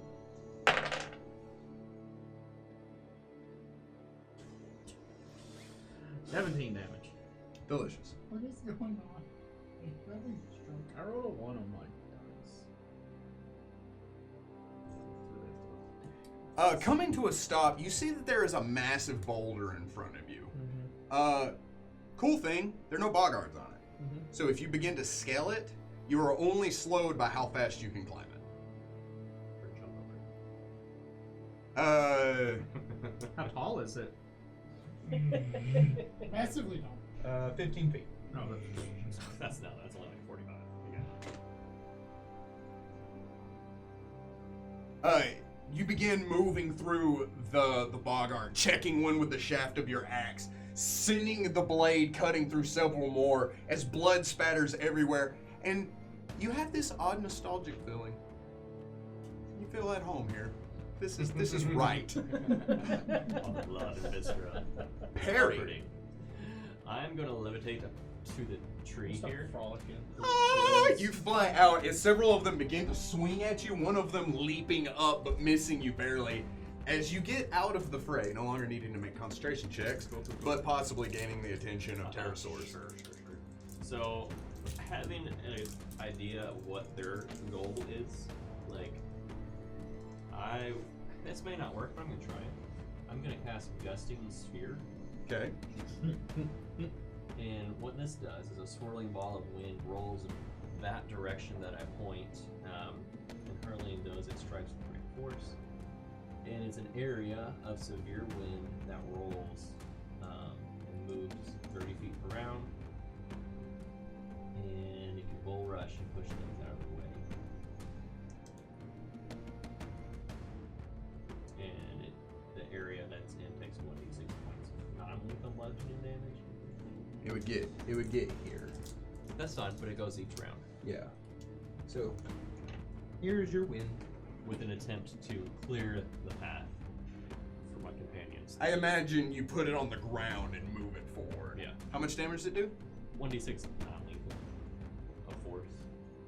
So I'll say in this kind of environment that'll count. Give me. I was just gonna do it for the battlefield effect, but forward. Okay. You begin to move the gust of air as it starts to knock Bogard left and right. Damon. I'm going to stop and make 2 attacks. My first attack. Delicious. I couldn't see it when it landed, so I have to roll again. Another nat 1. Yeah. You on the struggle bus, my guy. I had 2 nat 20s earlier. Yeah, good for you.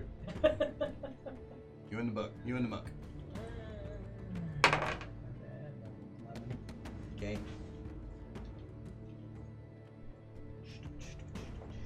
11 doesn't hit. No. Womp womp. Very We need that. Womp womp. You suddenly hear this terrifying croak echo out, and several of the Bogards suddenly stop. The Grippli kind of back up and begin to reform their ranks around you guys, not pushing past you because they're seeing you as their line, right? They stop as the Bogard begin to shift, moving back and giving this kind of no man's land of dead Bogard and Grippli. They stop as you see them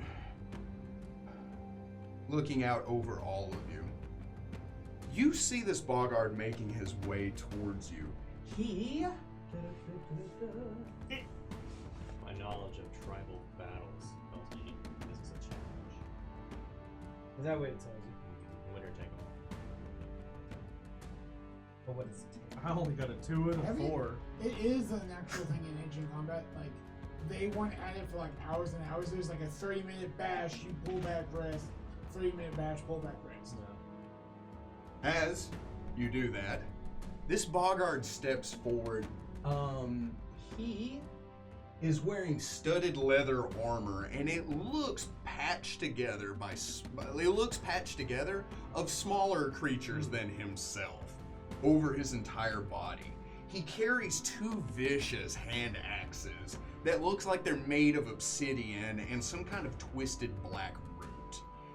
This Bogard has that kind of off grayish green skin, but one of his bulbous eyes on the top of his head and his entire right side of his face are completely smooth in a white scar that extends from the front of his face all the way to the back of his head, with a leather strap around his neck that holds what looks to be a mummified Grippli arm. He steps forward looking at all of you. May I ask who you are? The Bogards begin to and the Grippli hold their position, ready to charge an attack at any given moment. Those that defile the Bogard army. These are not your kin. These are not your people. I step forward, set my sword in the ground in front of me. Like, you are allied with our enemies. I am Damon of the humans. I come to avenge my city. Blackberry That's not becoming a thing. Let's use ghost. And what city would that be? Grimport. I have never heard of such a city. Black blood has. Nor have I heard of black blood. But I will make it my life's mission to find it and burn it to the ground. Yeah. Oh, please. City. Now, I command you all to kneel before our high priest. In the back, you see a boggard.